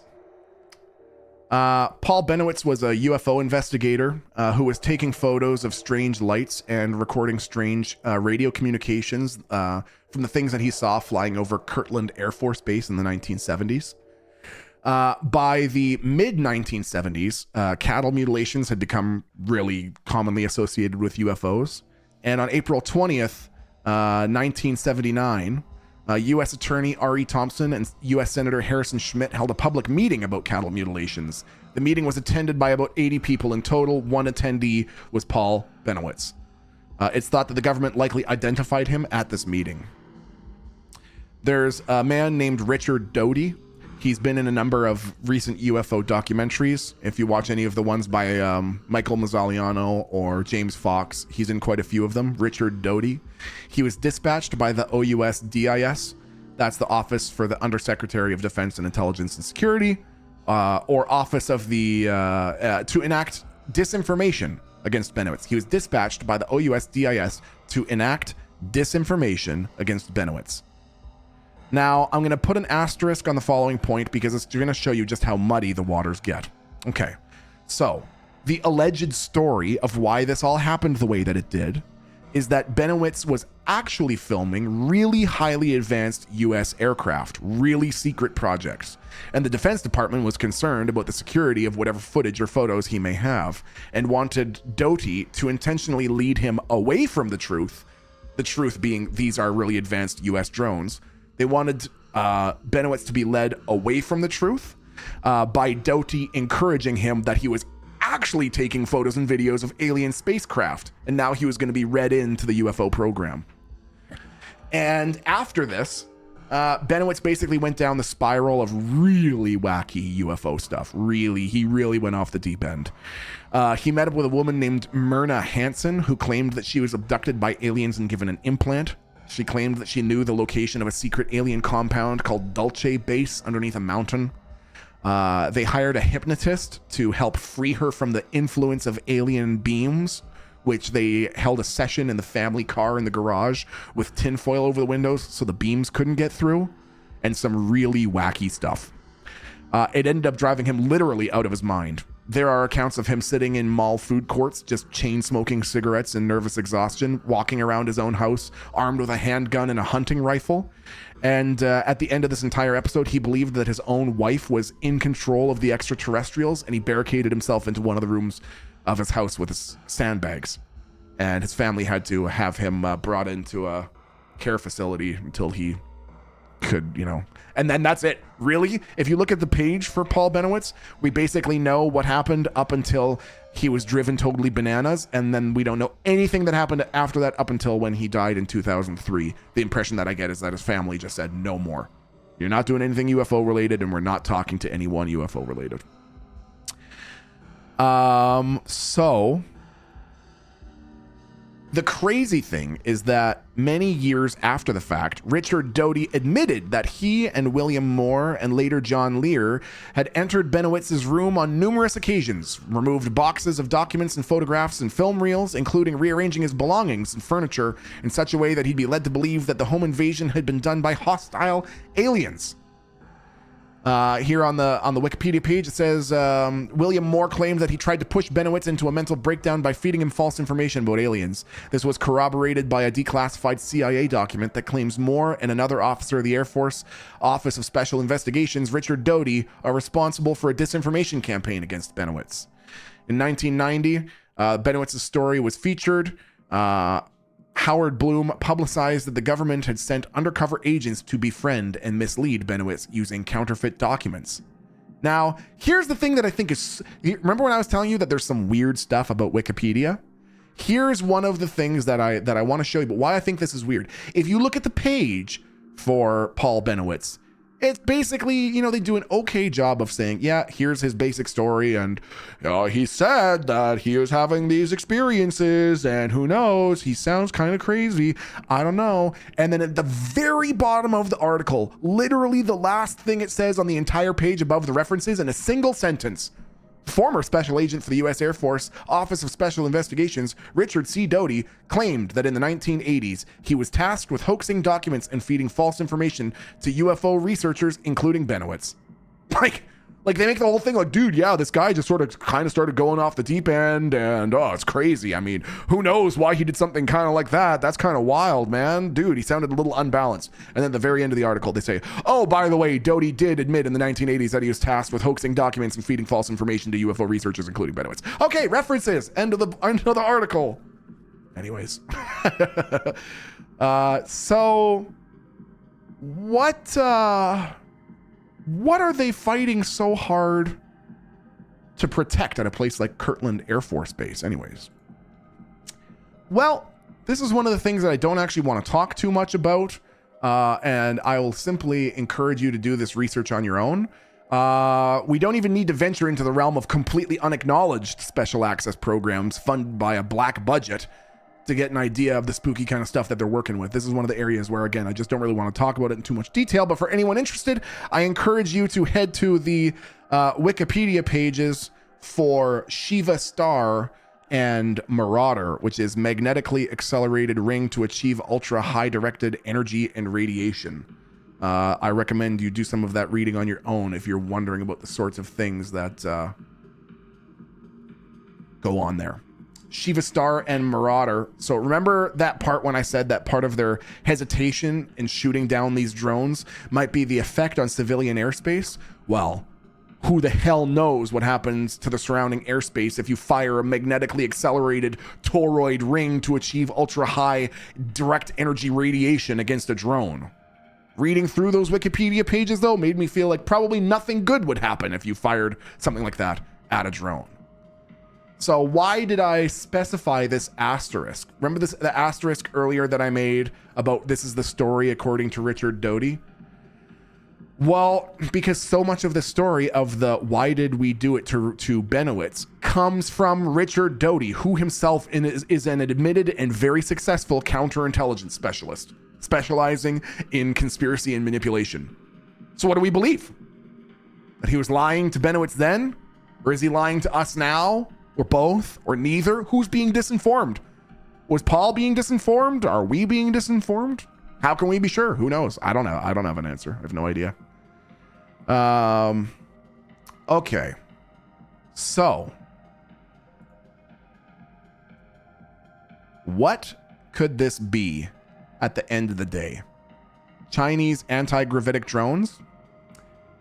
One theory was that these were U.S. military drones on a related military-industrial complex group, or a related military-industrial complex group, using drones to look for radioactive material, potentially misplaced radioactive material. Some allegedly lost slightly radioactive material, radioactive germanium used in CAT scan machines, had gone missing from a FedEx shipment, but it was later found and properly disposed of. Moreover, a person at the National Nuclear Security Administration, an agency within the Federal Energy Department that works on the nuclear stockpile, told ABC News that the administration's nuclear emergency support team does not use drones for nuclear detection missions. Quote, the Department of Energy National Nuclear Security Administration's nuclear emergency support team does not employ drones for nuclear radiological detection missions and is not conducting any aerial operations in the region, the spokesperson had said. So, are these individuals using advanced private tech drones to test the U.S.'s military response to a drone flap for the observation of some interested group, foreign or domestic? Are they being done by someone within the U.S. military-industrial complex itself to try to further drum up funding, create a job, or perhaps even create a new department? Seems well within the capability of a group suckling off of that $50 billion a year black budget to create some really advanced or really advanced-looking drones, then fly them over an area like New Jersey and go, oh my God, look at these drones. Wow, what are we even going to do? Whoa, what are they? We have no idea what these are. You should just double our budget and give us more money and allow us to create 50 salaried positions for me and my friends so we can spend 7 years looking into this. Is it a combination? Maybe even partially something less prosaic. There are many reports of people over the last couple of months witnessing and sometimes recording super bright orbs among these drone sightings. One story that's really weird is Red Panda Koala, the YouTuber whose great work has helped me make this stream, is facing a serious copyright strike after interviewing a person who filmed one of these orbs. That person was later visited by the FBI the next day. So a person films an orb, gets visited by the FBI, who give him such spoops that he deletes all of his social media immediately afterwards. And then Red Panda Koala interviews that person and receives a serious copyright strike to his channel from kind of an obscure, not well-known group called Viral Hog. Weird. Okay. Now, you can just take the following part anecdotally, but after following the UFO topic really closely for the last 4 or 5 years, there have been many reports of orb sightings. Glowing orbs, usually orange, usually at night. This picture captured a sighting that took place during the day. Some of the smaller level YouTubers in the UFO field started talking about their own orb sightings, and they were really interesting to me in the similarities in the behavior of these orbs, mostly in their bizarre movement, sometimes really fast, sometimes really jittery, usually completely silent, sometimes emitting a strange kind of non-luminous glow, and also usually orange. Now, given that it's hard to find much concrete data about these orbs, particularly considering that the best data probably comes from surveillance by the military-industrial complex, and of course they're carefully guarding that data, I've never really spent much time investigating orbs as part of the UFO topic. But when I started hearing about them in this drone flap, I thought maybe I should look a little bit more into it. And I came across this interview with Tim Burchett. Remember Tim Burchett? On the Hannibal TV's YouTube channel. The interview took place on December 27th, 2024, so like a week and a half ago. And the following is from that clip. And at the time of this writing, the clip has 13,000 views, so not much on the grand scale of YouTube. Keep in mind that Tim Burchett is very actively pursuing the UFO topic. As a current sitting U.S. representative, no less. And he has been read in on very sensitive information already. Even if he's being stonewalled on the deep secrets, he has been read in on things in classified settings. And in this interview, Tim Burchett says, and I'm quoting directly, "Now the orbs, I've seen those, and I'm a little baffled at those. I was in a secure setting one time, and a pilot briefed us on some things that I would describe as an orb. I believe that they were triangular in shape or rectangular, and they just defy all reason. I had a meeting with a former NASA engineer pretty high up in NASA, but not in NASA anymore, and he just is baffled. Someone said, 'What about those UFOs?' And they looked at me sort of like, oh, we're going to put you on it. We're going to put it on you, Burchett." And the guy just said flat out, "We don't know what those things are." He said, "They defy all of our learning, everything we've been taught, and every bit of scientific reasoning that we have." He said, "Are they traveling through a black hole? Or a wormhole or something like that? We don't know. So I think there's a lot to be said for these things, and we need to watch them." End quote. The interviewer says, yeah, I heard Nancy Mace say the other day too that there was two distinct types of craft up there. She feels that the drones were government. Of course, there's the civilian ones, and then there's the orbs. But do you think that Admiral John Kirby and Alejandro Mayorkas are lying to the people? Or do they really not know when they say, oh, it's nothing to worry about, this is just regular stuff going on in the skies? To which Tim Burchett responds, well, in their limited scope of things and their plausible deniability with everything else in the past, I don't have a lot of faith in them anyways.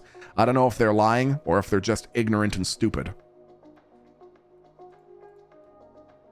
This is American Congressman Representative William Timmons.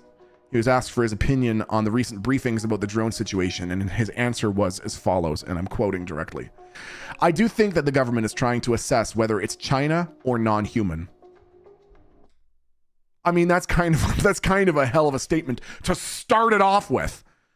The government's trying to assess whether it's China or non-human. I think that's really the underlying question, because if it's China, it's bad because they have technology we don't understand, and they have advancements that we don't have, which is not good. But if it's non-human, well, we don't know why they're here. So both of those deserve additional resources to figure out the answer. This is not an Elon Musk task. This is a task that can be assigned to a lot of people. But this is the thing. Patterns and sightings can easily be predicted. And I actually think there's a correlation between military training, military activities in the US and these sightings. So it would not be difficult to figure out if that's China, because if it is indeed China, they're using their technology to assess our military capacity, and we can create the systems through which they would then respond, and we'll be like, okay, it's China. Or maybe they don't take the bait, and then it's not China, or it might not be China. The interviewer named Askapol then says, have you entertained the idea of military contractors? To which Timmons responds, yeah, I mean, that's definitely a variable because we spend a lot of money to allow the private sector to develop technologies. Remember that black budget stuff I was talking about? We spend a lot of money to allow the private sector to develop technologies because we don't have the expertise. So absolutely. But again, this is some next level. I mean, this isn't like 10 years ahead of where we are. This is like 50 or 100 years ahead of where we are. Look, I've got my private license. I've got my private pilot's license. I understand physics. I understand propulsion. I'm not Elon Musk again, but I have a pretty good grasp of this. And yeah, we have nothing that can do what I've seen. So if you have no existing technology, either the Chinese are kicking our ass or it's something else. But either way, we need to know, because if the answer is brought to us, it might be too late. I don't even know what the hell that means by it might be too late. That's his statement and not mine. So what's my theory? I really don't know. I'm not particularly confident in any one explanation over the other.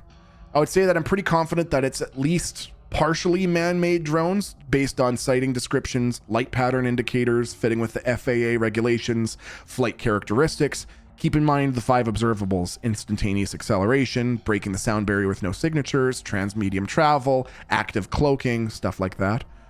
But we're definitely seeing really weird things too, like the killing of drone batteries, like the bricking of drone batteries, unidentified drones seeming to go dark as soon as anyone or anything is close enough to get a good look, strange flight patterns, persistence of sightings during and throughout strict airspace closures, peculiar orbs behaving in peculiar ways. So maybe it's mostly man-made stuff, but there's also something weird going on.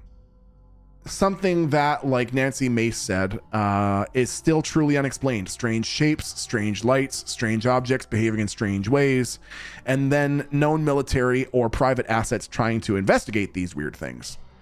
I was in the army for a little while anyways, but at least long enough to be confident that if pilots and military assets are genuinely encountering things like brightly colored and inexplicable orbs, they would most certainly dispatch sensitive surveillance platforms like highly advanced drones to try to check them out, and would likely then lie about the use of those platforms, or perhaps the relevant spokespersons literally don't even know that they exist because those surveillance platforms are part of those black budget programs with no oversight, right?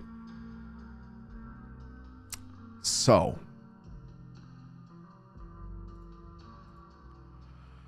what the hell is going on with the Cybertruck guy?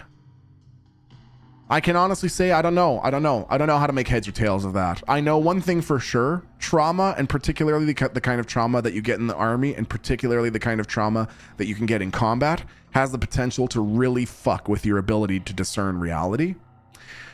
But he, from everything we heard, he really seemed like a pretty squared away guy, which just makes it weird. So I don't know what to make of that. I don't know if he like had a stress-induced fugue state or whatever, where this was totally delusional, or if this was literally a last-ditch effort to try to get the word out about something. I don't know. And there's just one other detail that I wanted to tell you about because I think it's so strange.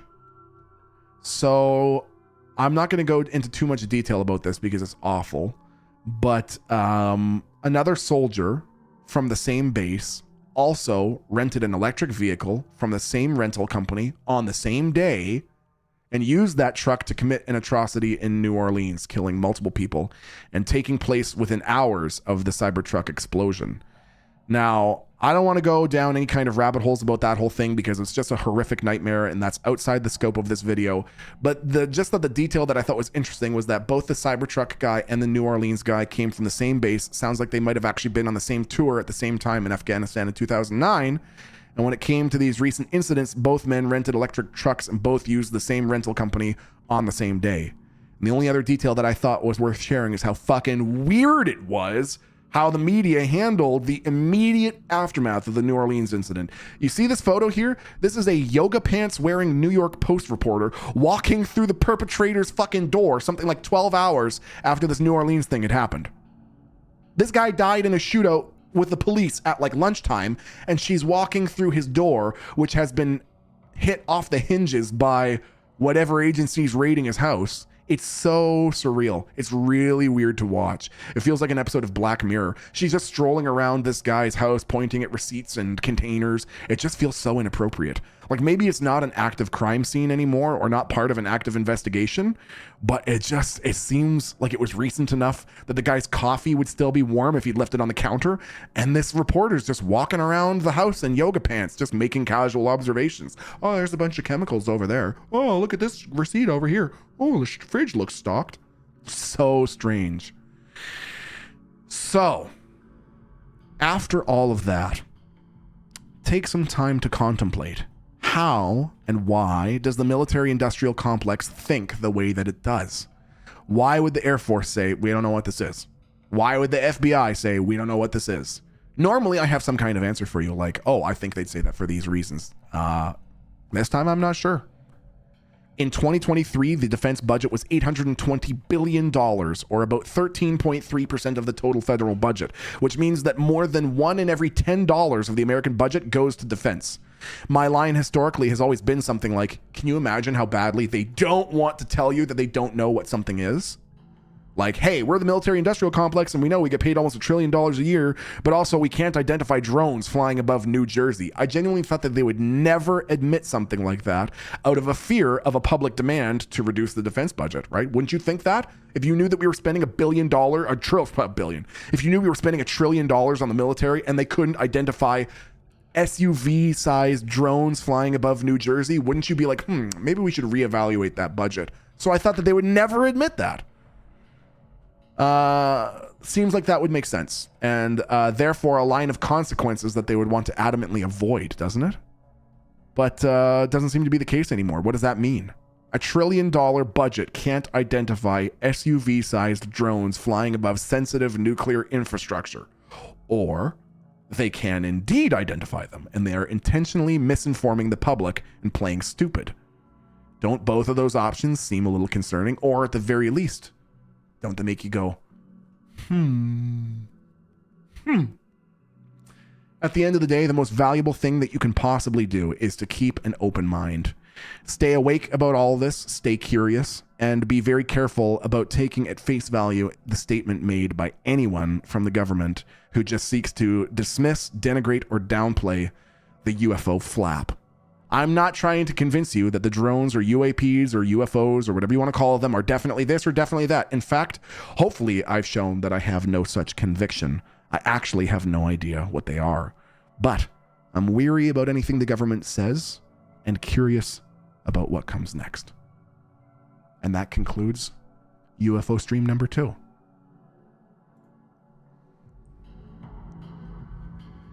Ta-da! What'd you think, chat? What'd you think? Here, let me put up the TV scene so I can see you. There we go. Hi, chat. What'd you think? What did you think? Kind of some interesting information in there a little bit? God damn, a 2 to 2 hour presentation is crazy work. Did you think it was kind of interesting? I thought it was kind of interesting, man. Just some interesting stuff in there. I don't know. Stuff that makes you go, huh? Big clappers. Definitely learned some stuff I had no idea about. My first time here. Very impressed. Thank you. Oh, I'm so glad. Will this be uploaded to YouTube? Yes, it absolutely will be. It absolutely will be. The Cybertruck rabbit hole is very interesting. Isn't it kind of crazy, man? Isn't this just the plot of Mars Attacks? Who knows, man? I missed the first hour. Can you go back and repeat everything? All right, I'm going to go do that, okay? The Guatemala thing was new info for me. I couldn't believe when I found a fucking telegram through the Department of the United States Department of the Historian or whatever. That was crazy, man. After the stream, I just want to smoke a fat bowl, numb my mind, and play video games. I get it, dude. I get it. Wayward says, you'd have to check my previous, but I'm fairly certain the 2 military items on New Year's were not joined. Oh, yes. Yeah. To be clear, I'm not trying to create some link between the New Orleans thing and the Las Vegas thing. I just thought it was weird details. That's all. I'm not trying to suggest that they were linked in any way. Just a weird synchronicity, man. I've been lurking since Kit's Raid. You're such a good storyteller. Not saying it's fictional story. You know what I mean? Oh, I'm so glad you liked it. I'm a Texas history teacher. Great job on the work and presentation. Thank you, teacher. Didn't the manifesto say that he had TSCA, traumatic spinal cord injury? I don't think that's what it stood for, because he said, like, I specifically have TSS-CIS with UAP and USAPs. So I don't think that means that he sustained a spinal injury from those things. Oompaville did a 1.5 hour video about the CIA from where it started to what they did behind the scenes. You might enjoy watching that. No kidding. Okay. I can listen to you talk about this stuff for hours, do it more often. Okay. Now, chat, if you have a question at all, if you have a question that has been burning in your mind, save it. I'm going to catch up on Streamlabs, and then we're going to do a Q&A. If you have any questions that you'd like to ask about any of the stuff going on, I'll do my best to answer it. Okay, so I'm going to get caught up real quick here now. Puffy Cloud Person, thanks for the 53 months. King Kitten, thank you for the 42. Amusement, thank you for the 8 months. The Walking Dakota, thank you for the 12 months. Joshing Wolf, well, thank you for the 21. Tech Smith, you're probably not here anymore. Thank you for the raid, man. Eddie 13, thank you for the 5 months. J Jobs, thank you for the 34 months. FR Fox, thank you for the 83 months of support, man. Holy mackerel. Oh, Convalesce, I hope you make a swift recovery. Hectic, thank you for the 10 months. Ridzi, welcome back for 61. Fart Now Magic, thank you for the 4 years.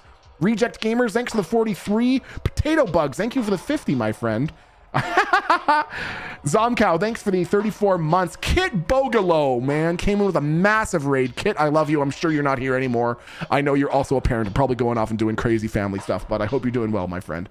Donkey Bar and Erica, thanks for the 11 months, dude. Heather, 1982, thanks for the 16 months. Carrie Cakes, thank you for the 39 months. Sergeant Amber with the 43. Pelkey with the 26. Nebu with the 69 months. Welcome back.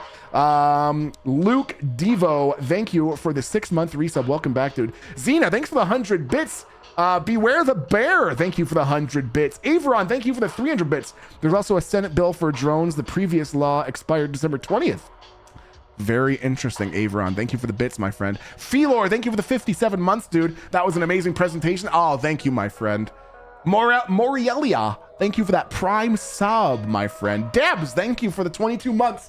Averod, no worries, dude. I got it. I'm actually going to check that out afterwards. Now, chat, do you have any questions? Tag me with it at Milton. Ask me your questions, and I'll do my best to answer a few.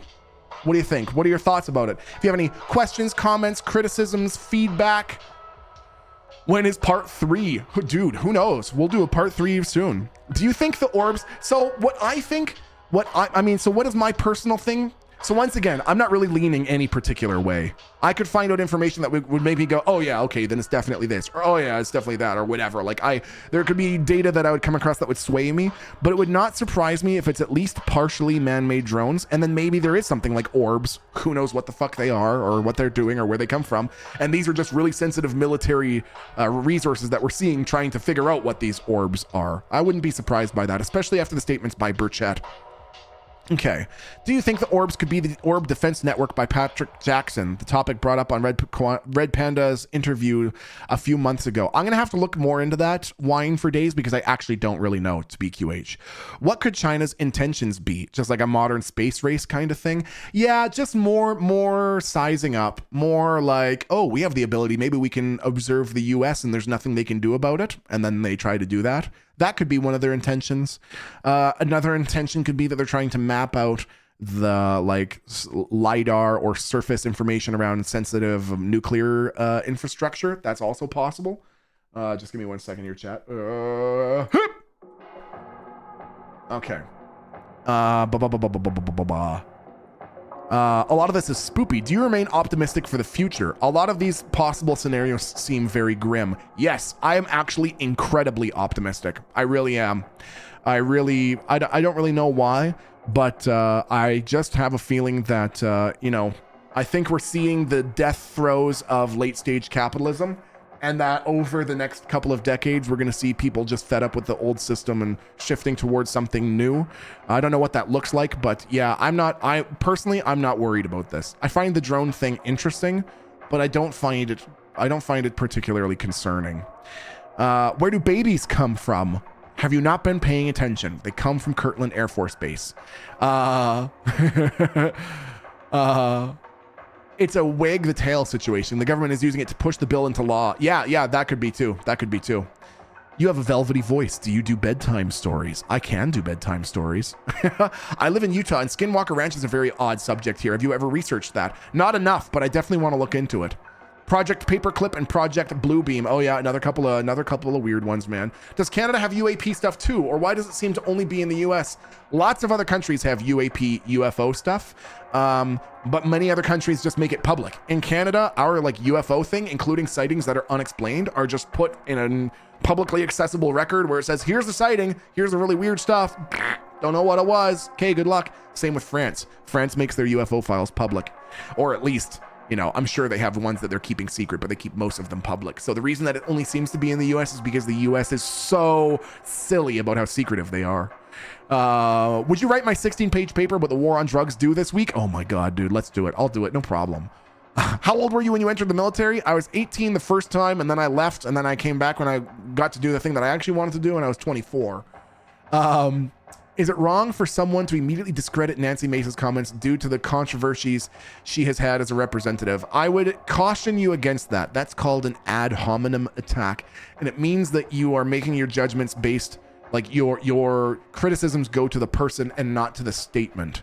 I'm not saying I don't know anything about Nancy Mace. I know very few details because I'm a Canadian. I don't know these things, but you should look at the arguments rather than looking at the person, because it is totally possible for a person to have 99 dog shit takes, but one that's worth considering. And maybe this is Nancy Mace's one. Which do you think is the better case? If the orbs are China or if they're alien? I mean, I think alien. It's less pissing contesty, but even if it is China, I don't know. I'm just not particularly, I don't think anything's really going to come of it, to be totally honest. We'll see. I could be wrong. Have you heard about Operación Prato, Operation Plate? It's pretty much the same thing with the CIA involvement from Brazil. I think I might have heard about that, Lucas Pimenta. I certainly heard about the Varginha incident, which I should do my own video on because it's just crazy, man. As a vet, what do you think of how hard they seem to be hiding whatever the hell it is, normal or weird? I don't think it's that surprising because the military doesn't want to say we don't know what something is.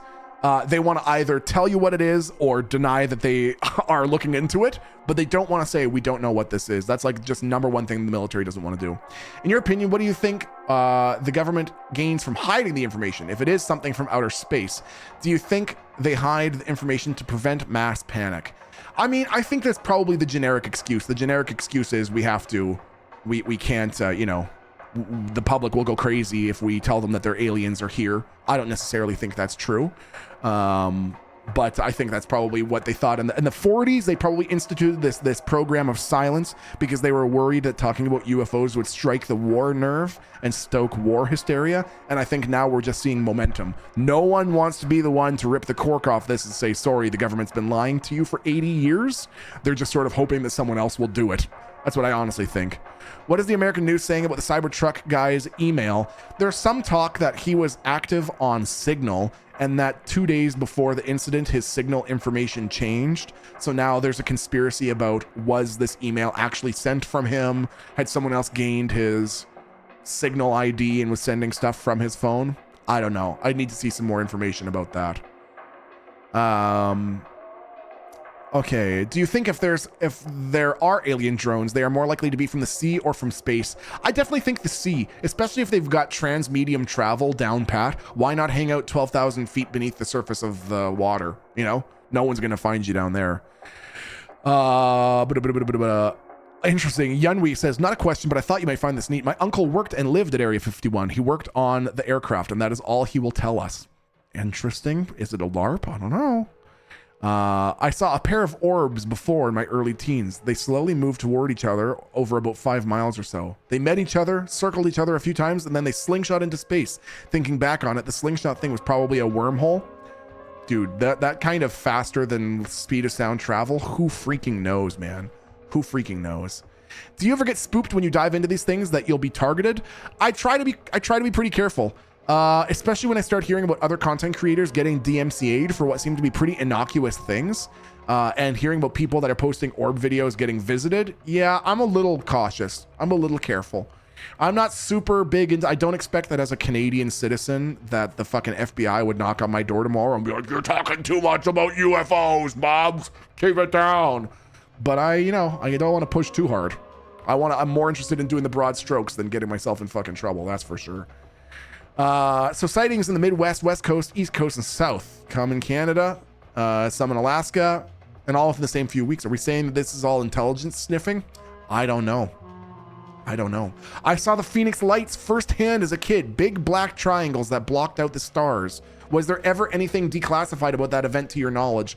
I know that the Phoenix, Arizona mayor made a statement after it came out where he was like, good news, we've found the perpetrator behind the Phoenix Lights, and brought out a staff member wearing a very obvious alien outfit, alien mask, and he was like, you people need to lighten up.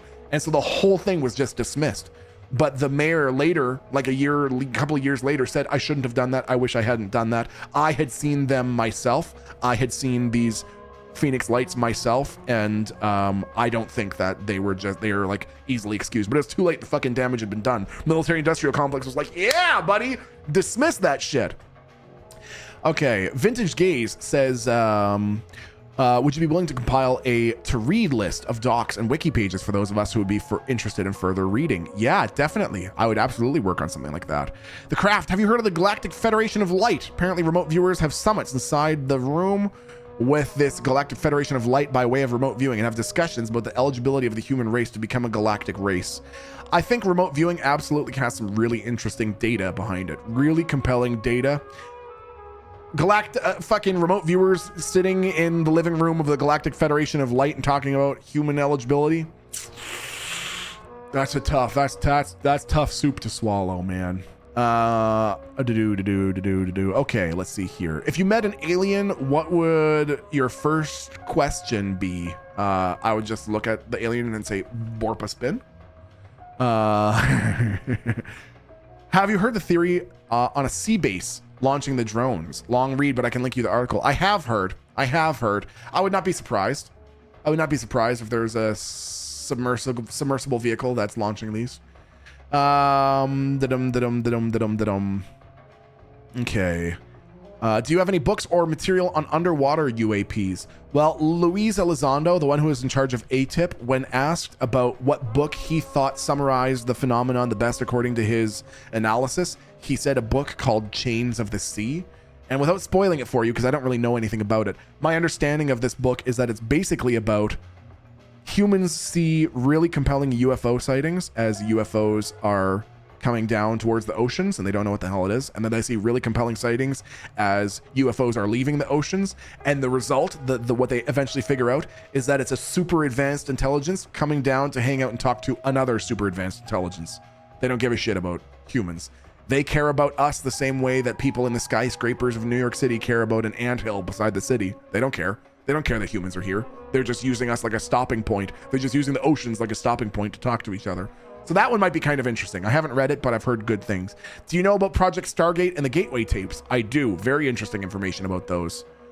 Let's see here. My husband posted an orb incident when he was at work on a military base during a time when nothing was flying, and he hasn't had a visit, but he did report it before posting and made sure he had permission. Well, then that kind of changes it, doesn't it? Okay, I live 20 minutes from the Westall school that had a mass alien sighting. What are your thoughts on that? I haven't actually read much about the Westall alien sighting. I know almost everything about the Rua, Zimbabwe aerial school sighting, though. If you haven't read it yet, it's called Area 51, An Uncensored History of America by Ann Jacobson. I will look into that for sure. The Phoenix mayor was under investigation for fraud and crimes. The CIA used that leverage to force him to do that press conference mocking the incident and lessening it in the public light. I would not be surprised at all. AUK 1983 for sure.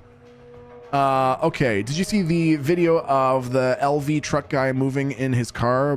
Oh.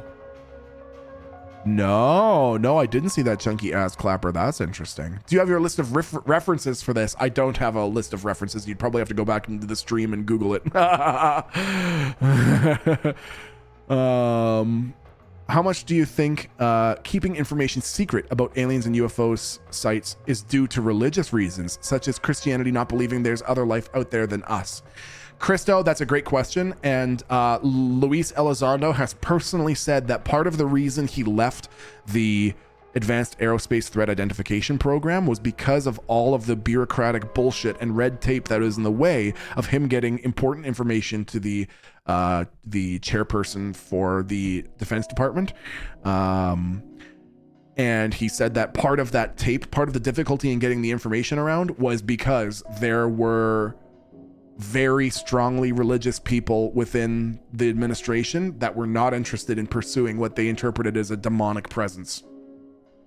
So non-zero possibility, Christo. I think very likely actually that probably some old crispy fucking boom goddamn 80-year-olds don't want it to be talked about because they think it's demonic. So how much have you done much research on claims that UFOs were described in the Christian Bible? I've seen a lot of old sightings. I've heard of a lot of really interesting little bit like lines from the Bible. I've read the Bible front to back, and a lot of their interesting discussions about flaming wheels and the true form of a angel, the wheels covered in eyeballs and shit like that. There's some crazy shit out there. Here's my concern, if you will. If it is aliens, the government won't disclose that because they feel it is giving their power away. If it is not, it is the US allowing other members of the government to openly lie to the US public at a massive level. Either is bad. But there would be an existential crisis once people realize there are other things out there in the universe. They won't know how to deal with that. Man, with how fucked up things are and with how stressed people are these days, I bet the fucking government could announce tomorrow that they have confirmation that this is an alien, not from fucking Earth, and people will be like, great, can I please pay my rent? How the fuck am I gonna get groceries next week? Oh, whoa, those orbs are from Venus? Cool. How am I gonna pay for my car insurance? I don't care. You know what I mean? That's my opinion. I don't think people would. I don't really think people. I think the government thinks that people would go absolutely nuts. And I definitely think that some people would go absolutely nuts. But I think the vast majority of people are like, please, fuck, can I please just have my retirement? Please, can I please get rid of my student loan? I don't give a shit about aliens. Yeah, I think keeping it secret is not like wine. It's gonna age like milk. Keeping this for secret longer and longer and longer, the longer you keep it secret, the better it doesn't get. You know what I mean? Algernon says, great stuff. So as an air traffic controller, I find sightings from pilots very fascinating. They generally know what is normal and what isn't in the sky, and we often get real-time recorded conversations between pilots and ATC about what they're seeing. But also, I know how hardcore we are about protecting sensitive airspace, and these drones were shutting down airports by flying over active runways, and they still say there's no concern, just more contradiction. Exactly, dude. Exactly. That's exactly it. Very strange. Very strange stuff, isn't it? It's kind of nutty, man. The aliens can have my identity and sizable student loans. So anyways, to finish all this off, chat, I would say just keep an open mind. That is literally the most critical thing you can do, is be doxastically open. Keep an open mind. If anyone's trying to convince you really hard that some narrative is the truth, be skeptical about that. And other than that, I'm going to keep an eye out and I'll keep an ear out. And once I feel like I have more information to tell you, we will have official UFO stream number 3, and I'll fill you in. And with that, my friends, can I see a me smile in chat if you enjoyed today's UFO stream? Can I see a little me smile in chat if you enjoyed the UFO stream today? I did. Me smile. Me smile. Me smile. Oh, good. Oh, okay. All right. Yeah, it was a hit. It was a hit. Yeah, baby. Yeah, I'm all sweaty and shit from talking about UFOs. Woohoo! Okay, Chathew, listen. It is that time now, my friends, okay? It's that time of day where we're gonna have to say our farewells for now. Make sure you're following the channel if you're not already. I always send out nice notifications with my going live messages, so feel free to turn those on if you want. And join the Discord, discord.gg/MiltonTpike1. You can't just say no. You can't just say no. Doesn't make sense to just say no when I say that I have to go, okay? Join the Discord. And I have to go, chat, okay? Our next stream will be on Friday. Probably a bop stream with tech. And then next week, more Kiki, more Sop Dud. Birthday stream is gonna be happening next week, okay? Chat, thank you so much for all of the subs, resubs, gifted subs, lurkers, chatters, followers, viewers, VOD watchers. You're an incredible, wonderful, beautiful group of people, and of all the places that you could have chose to hang out today, it means a lot to me that you chose to hang out here. Trill, thanks for the 666 biddies, dude. I'll get back to you. I think it's called the Falcon Lake Incident, Trill. Butter S79, thank you for the 42 months, my friend. Neff, thanks for the 52. Guckinator, thanks for the 2 months. Chat, I will see you in the next stream, okay? Bye, Chai, bye. Bye, bye, Sha. Bye, bye, bye.